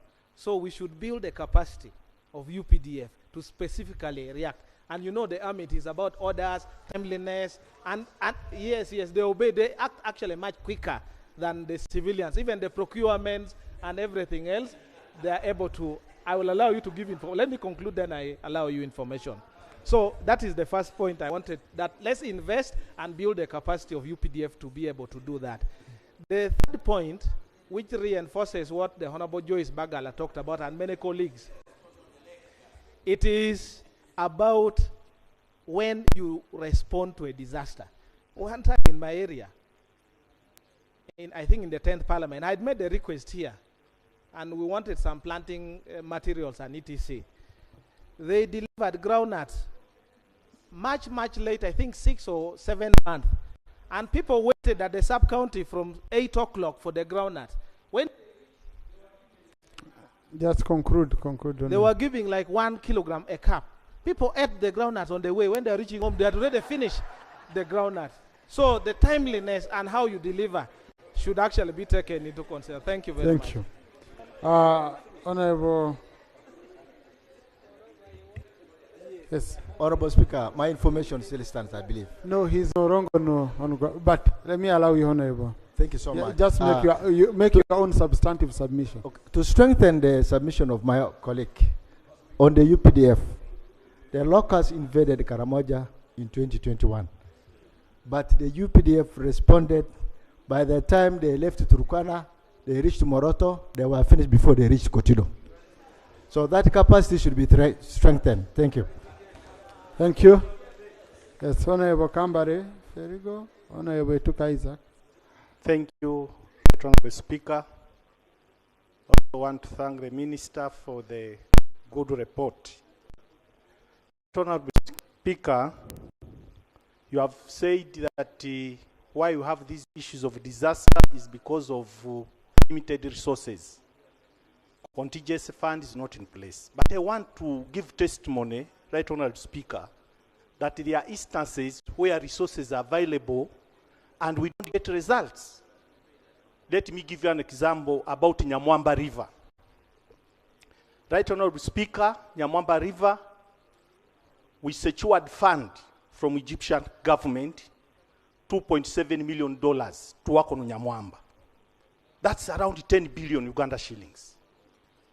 Then recently, under World Bank funding, $4 million was secured to work on Nyamwamba.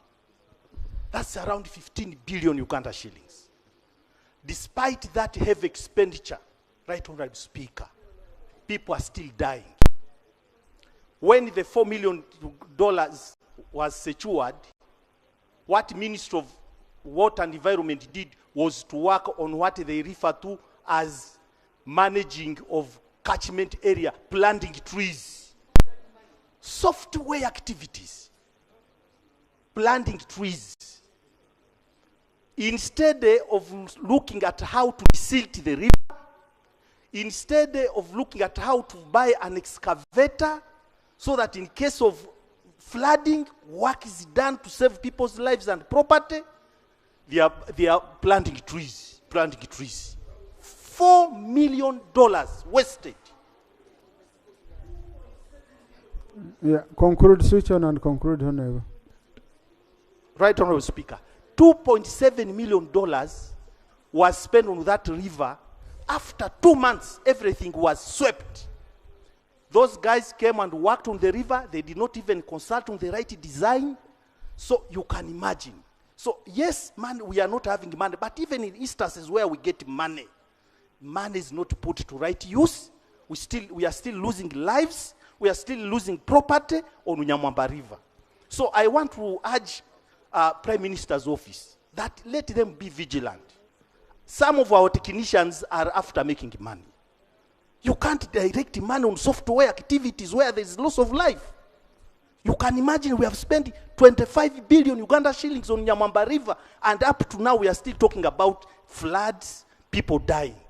So I request that dearly as Parliament, let's be serious. Whenever we get funding, let money be put to proper use so that we realize value for money. I beg to submit. Thank you, Honorable Tuka Isaac.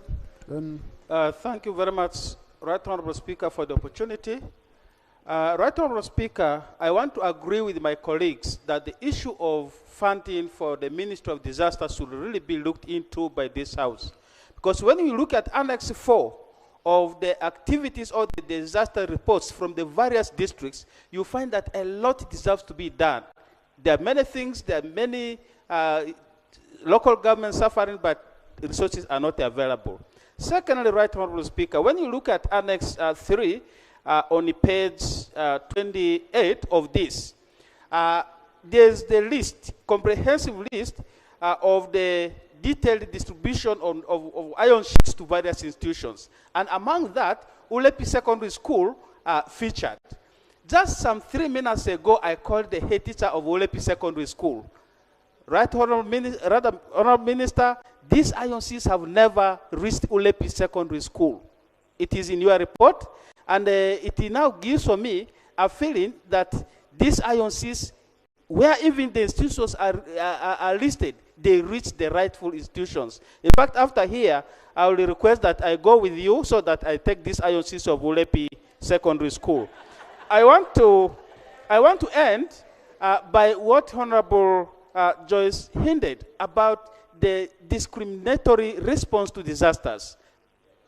Honorable Minister, there are cases where disasters are reported even 6-7 months ago. Even for the case of Madiokolo, there were those which were reported almost 3 years ago. They have never been responded to. But you have some issues, some cases, and some places where a disaster is reported today, and the following day you find a lot of things being taken to that. So I think let us go against that discriminatory resource allocation. thank you, Honorable Acrobat Chiza. Thank you, Honorable Speaker, for the opportunity. I would like to join colleagues to thank the Minister for the good statement and also for the plan to visit Kasese. Honorable Minister, as you plan to visit Kasese, I want to request that you do consider visiting Bundibujo and Ntoroko. This season alone, out of the 27 sub-counties in Bundibujo, 17 have been hit by floods. And if you go to Ntoroko, like we are talking of River Nyamwamba, River Semuliki in Ntoroko is killing our people. As we talk now, people are being displaced. When you go to Bundibujo, we have River Chirumia. This is the reason why I beg that when you send a team, let them go to these areas also so that you see the level of the damage. Secondly, Honorable Speaker, is the issue of the selective consideration to the, especially to the bereaved families. Right Honorable Speaker, in 2022, we lost 9 people in the Link bus accident. The cow did communicate to OPM. Nothing was done.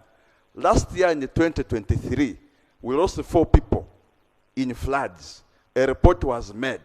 Nothing was made to the same families. This year alone in August, while we were in Igulu for the regional sitting, I did a report, and even a cow submitted. 1 person died. So when I hear Kasese being considered, when I hear Mbale being considered, when our people are not being considered.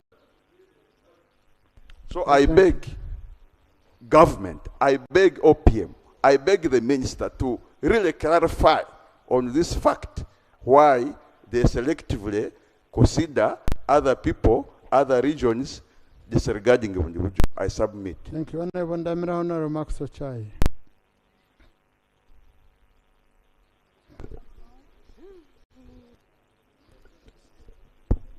Thank you, Right Honourable Speaker. Right Honourable Speaker, allow me to add my voice to thank the Minister of Disaster for the statement she has made.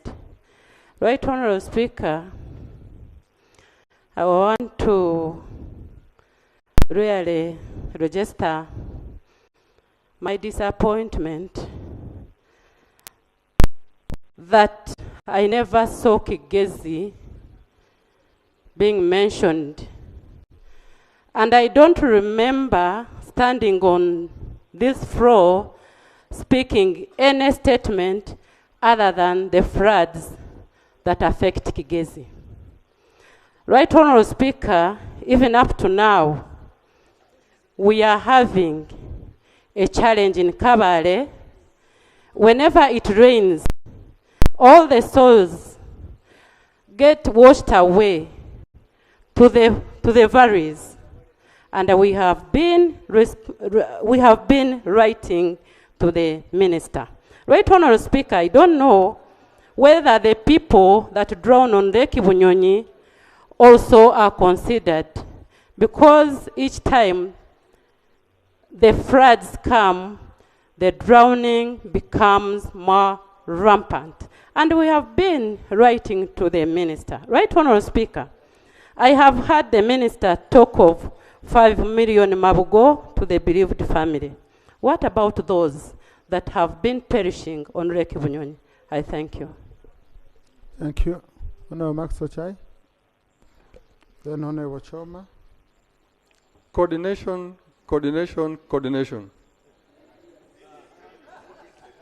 Right Honourable Speaker, I want to thank you for this opportunity. And I also want to thank the Minister for the statement made. The statement categorized for us the various disasters in Uganda, and for that matter, I thank her so much.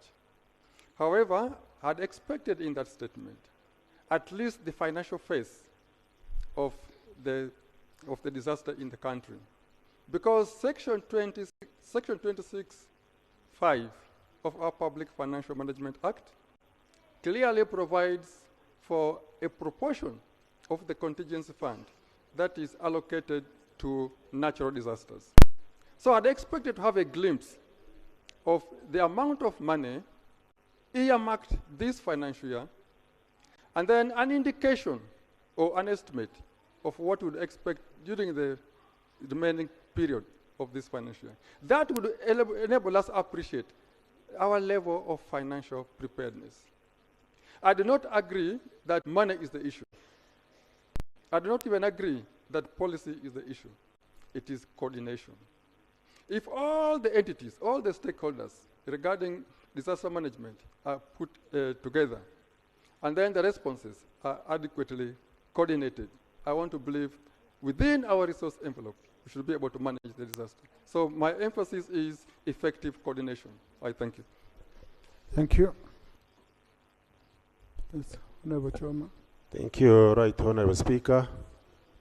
I want to join the colleagues to thank the Minister for the report, for the statement about the disaster situation in our country. And I also want really to share with her the challenges about inadequate funding. And from the legislative point of view, we should accept that now disaster occurrences are more than they were some years back. And therefore, that calls for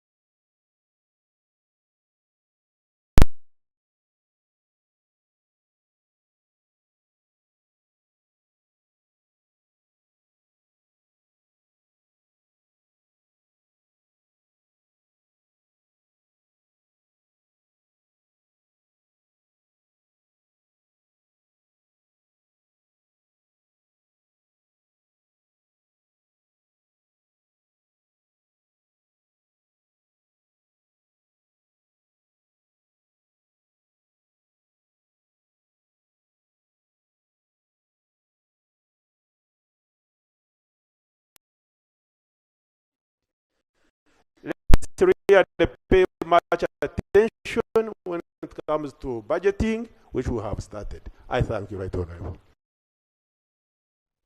Been singing the Ntoroko song. I don't see Remricha here, but there's youth for them. Thank you, Right Honorable Speaker. Honorable Speaker, first of all, allow me to extend my Followed by Honorable gratitude. Chemongs, followed by Honorable Sarah Ati, and Honorable Santa.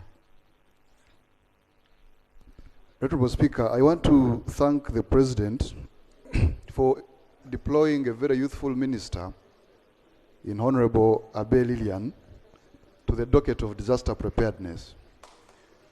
I am happy to say that her dedication and commitment is very inspiring. And I am also thrilled to see her working closely with the experienced Minister of Cabinet. As someone from Ntoroko, Honorable Speaker, I've experienced firsthand the impact of disaster in my community. Recently, 6 sub-counties were submerged, affecting at least 40,000 people who are facing displacement. However, Honorable Speaker, I want to report that there are very good developments that are taking place in Ntoroko. Honorable Speaker, recently the Ministry of Disaster coordinated a wonderful meeting of leaders and UN agencies. And I'm glad to report that this meeting was very successful and people are receiving the much needed assistance. Secondly, Honorable Speaker, I want to appreciate the new approach that the disaster docket is taking, that of finding lasting solutions. And I believe strongly that this can only be achieved, Honorable Speaker, if our friends in the academia help us and intervene. We need research-based, practical, and feasible solutions presented before government to implement. For example, Honorable Speaker, in our meeting, we were able to identify that the Foods and Agriculture Organization is doing a wonderful job in Ntoroko, the job of stabilizing the river banks to mitigate floods as a result of. I want to believe, Honorable Speaker, that with the new 2 approaches that the docket is taking, 1 of coordinating, 2 of finding lasting solutions, I believe, honorable members, if we support the docket, we shall have results. I thank you very much, and may God bless you. Thank you. Honorable Chemonges.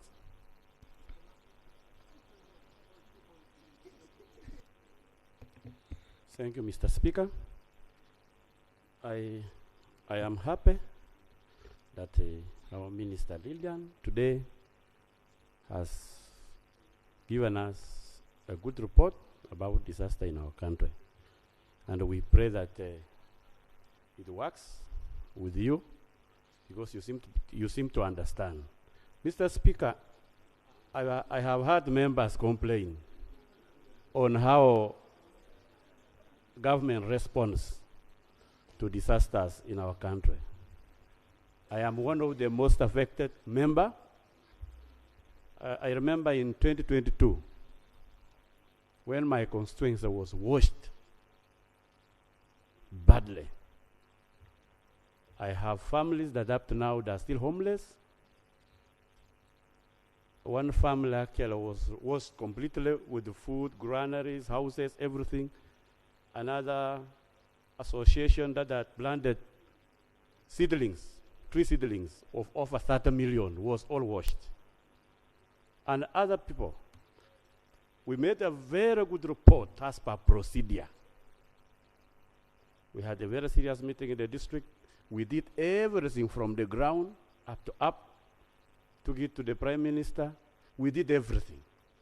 I have been following. Other members of parliament from my district have been following. The cow has been following. But I want to tell you, members, we got shocked until we actually quiet. We do not know whether the procedures that we know that should be followed when you are faced with a disaster have changed to other districts, or it is still the same to all of us? Conclude, Honorable. Let me conclude. From that time, I have had many other districts hit, and they have been helped. I don't know which formula they use. I think our minister, you need to guide us again on the new procedures, because this is not all happening in Queen.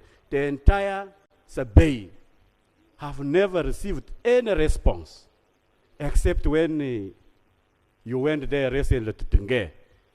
That's why I'm saying maybe. Thank you, Mr. Speaker. I pray that things change. Thank you. Honorable Sarah Guti. Thank you, Right Honorable Speaker. I want to thank the Minister for the information she has given us here. My concern is that to the Minister, there are other places that are constantly flooded every year. For example, we have in my district of Dokolo, we have 4 sub-counties that are always flooded every year. That is Agwara sub-county, Ukondul sub-county, Kwera sub-county, and Adeknino sub-county.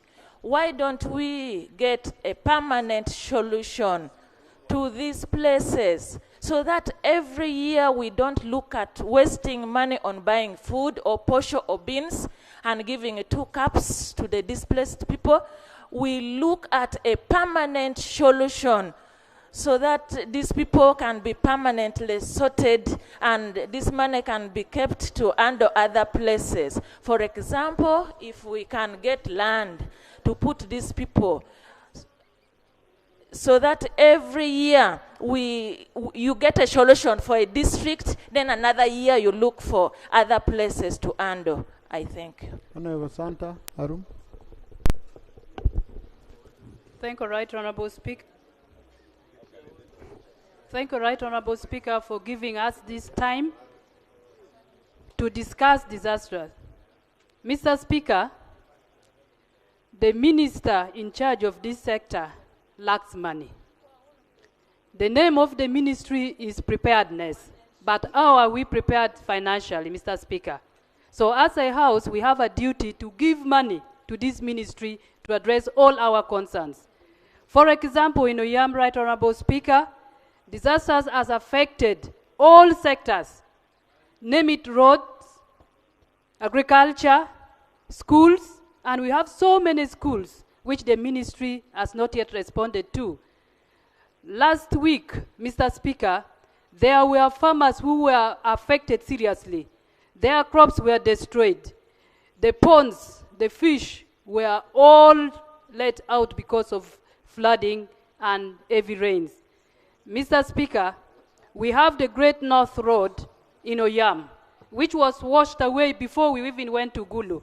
Up to now, the ministry in charge of that docket has not yet worked on that road, affecting the health centers, affecting every sector in the district, Mr. Speaker.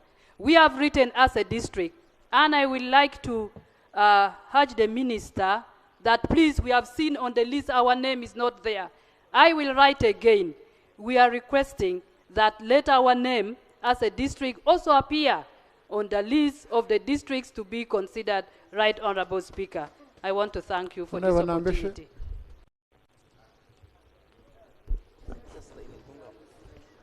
Thank you very much, Right Honorable Speaker. Let me join colleagues to thank the Minister for the brief statement. That statement was supposed to be very comprehensive. I want to thank you for laying the National Risk Management Plan. But I wish you also remember to bring the other book that was released in 2021, January. It is called the Risk and Vulnerability Atlas, the National Risk and Vulnerability Atlas. It actually shows parts of the country that are prone to all manner of natural disasters. And if you were to internalize that book, then you would have known that Bulambuli is also a hotspot of disaster. And relocating internally displaced persons from Bududa, one hotspot of disaster, to Bulambuli would be a serious liability of sorts.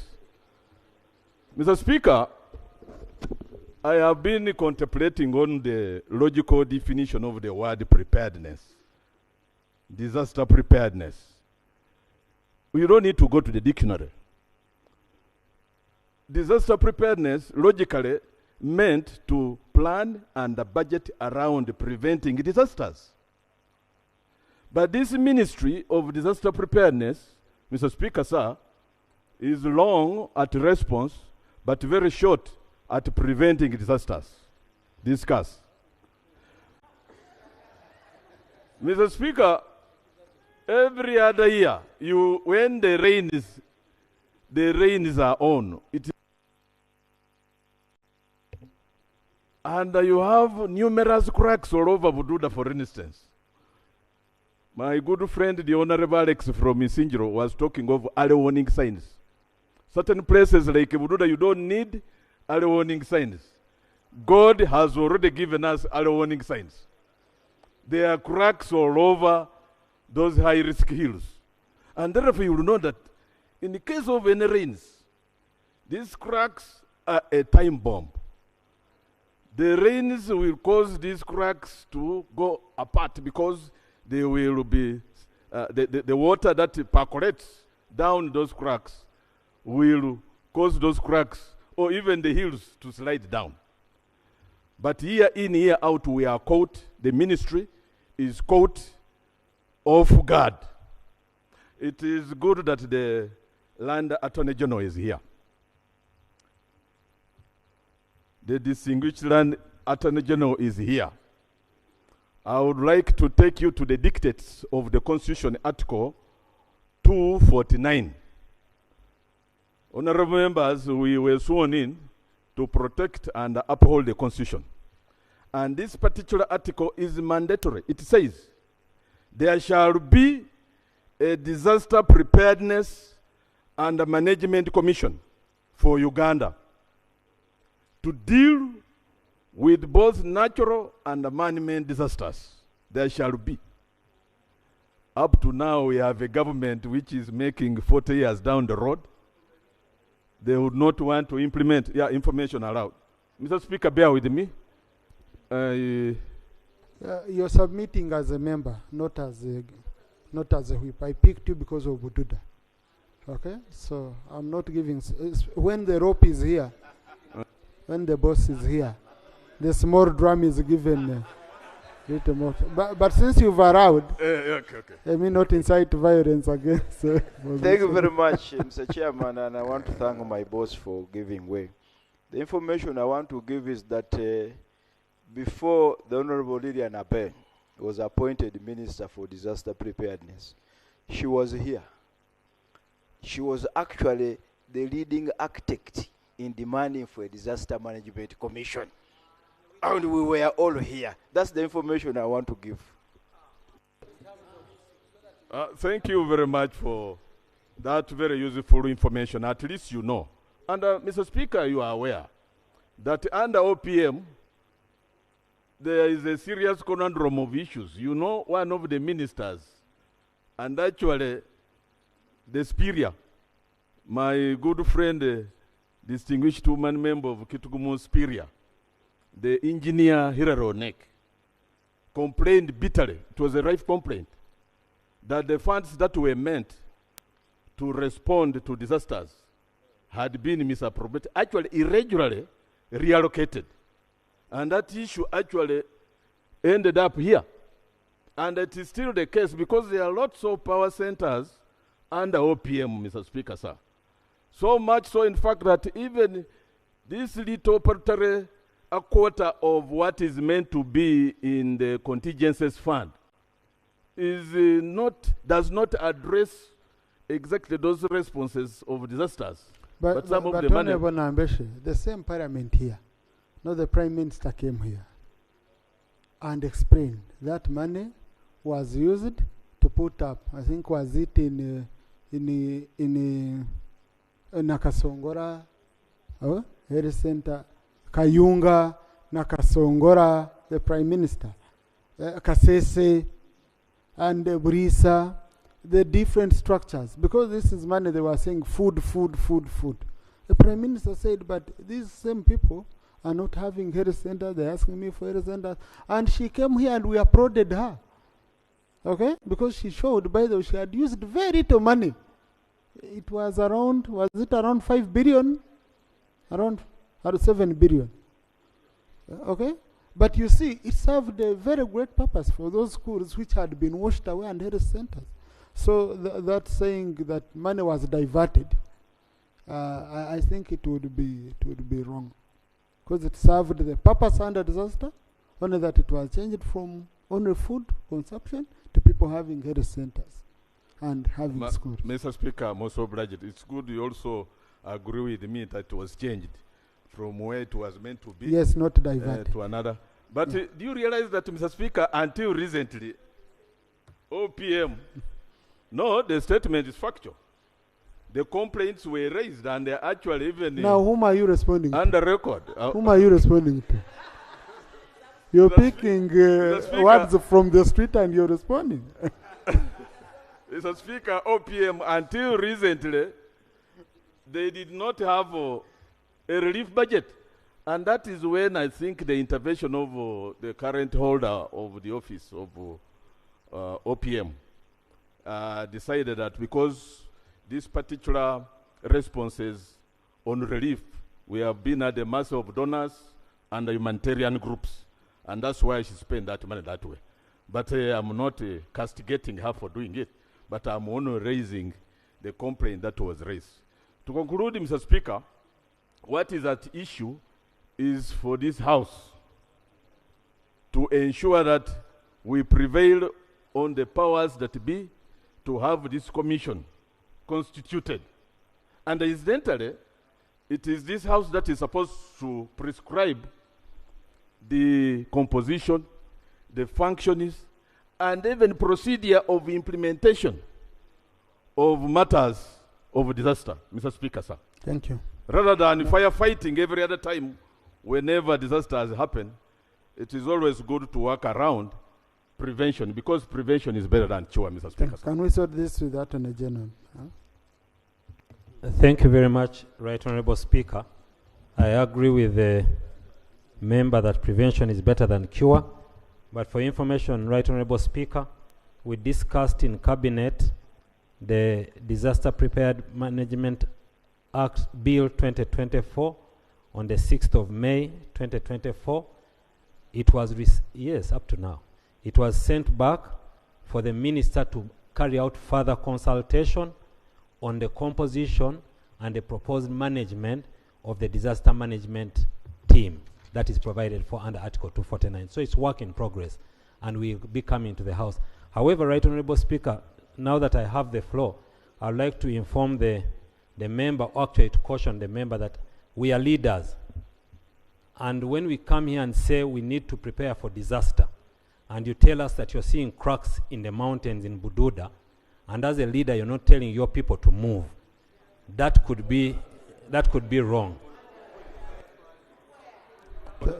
No, I haven't. I have no one on the floor. You see, depending on how you approach, you came with a big threat and the member so to refugees so somewhere. No, just let me pick on one more member to present people with disabilities, because I know they are affected. Yeah. Honorable colleagues, we have other issues on the agenda. You will submit on those ones. And you can see the method I'm using. Members who have submitted, I'm not picking them on, yeah. Thank you, Mr. Speaker. Mr. Speaker, I want to thank the Minister for a very good report. And I can't overemphasize the issue of funds, and to say that the ministry cannot do anything unless we give them money as Parliament. Mr. Speaker, I want to also ask the Minister or the Ministry that there's got to be a deliberate move or a strategy to make sure that vulnerable people are catered for when disasters happen or even before they happen. For example, I have reports from Toroko that the assistance that was given did not reach people with disabilities. And this is also the same for older persons. Everywhere where you read about disaster, people who are vulnerable are targeted first. Whether it's evacuation, whether it's relief items, they've got to be prioritized before the rest. For example, if fire broke out in this house, I think Honorable Chan and myself would be more affected. The rest of you would run for your dear lives, but we cannot easily run like the rest of you. So, Honorable Minister, I want to implore that you have a deliberate target because we have leadership at all levels. So please, let's be intentional and deliberate about how to assist the vulnerable people, especially persons with disabilities, and to make sure that they're not left out when we have any relief to the communities. Right, Honorable Speaker, lastly, I hear members talk about the commission. I agree. However, to the best of my knowledge, I think that we cannot have a commission until we have the law.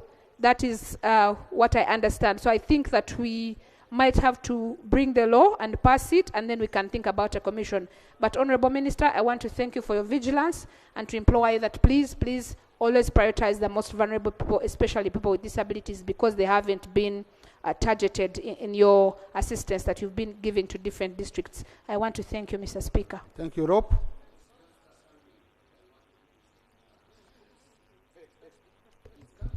Right, Speaker. For people who have matters of national importance, tomorrow I will handle them. So if it's a disaster coming, that's a matter of national importance. Yes. Now we are debating. We are not informing, we are debating. Right, Speaker, I want to see how we assist the minister to be effective in doing her work. There seems to be a disconnect between the district disaster committee and the minister for disaster preparedness.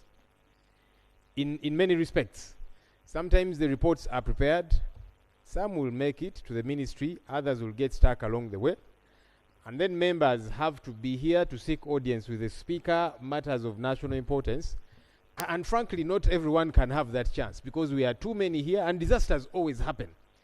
And even when a member gets a chance to raise the matter on the floor, they still have to run after the minister or the ministry for that matter. I would like to implore the minister, for you to be efficacious, have a system in place, a seamless system, so that when a disaster does happen and it is reported to your ministry, one, there is feedback. But number two, that there is help that reaches the place with immediacy. I think that sometimes the minister is stuck. She's thinking there is a huge disaster and you have financial constraints. Send the little that is available then. Because it does not make sense if you want to respond to a disaster 3 months later. At that point, it will be overtaken by events. The help might not even be relevant anymore. People might have died or whatever the case might be. Have that seamless system in place. Get reports quickly.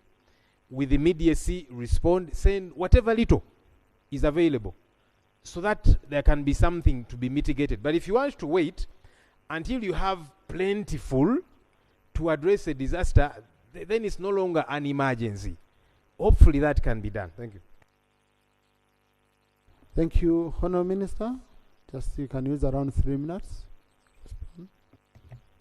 Right Honourable Speaker, allow me to thank my colleagues for their input, and I want to re-echo the statement of commitment that as a disaster ministry, we will continue to be committed to addressing all those challenges amidst the financial constraint. But let me just put across a few clarifications. Number one, on the issue of time, colleagues, the ministry can only respond with the available resources. So when you write, what I do is to follow the order of the requests received based on the resources I have at that time. So you bear with me that if some districts delay to receive this relief, is because of that. But if funding improves, I'll be able to provide the support immediately as you request. And that would be my interest as I would wish to do. The details on the items. Right Honorable Speaker, Honorable Oduro noted this, and I think it's important I mention it. The items that we normally deliver, the food items, which is posho and beans, then sometimes provide the iron sheets, and also the temporary shelter in an event that people are displaced. Those are the items. Sometimes members ask for seedlings and trees. That one we collaborate with the line ministries so that we can be able to provide. So I thought I would put that across clearly. Right Honorable Speaker, some of the issues is just for me to take note and incorporate in our response, but I would like to conclude that this House, if we are intentional on the budgeting process, then we'll be able to provide timely response and support across the entire country. I thank you. Thank you. Now, I hope, Honourable Minister, you really put up a spirited fight in Cabinet over this, because it's very, very critical, so that when we come here, at least we are just supporting. You co-opt our support on top of the one that comes from Cabinet.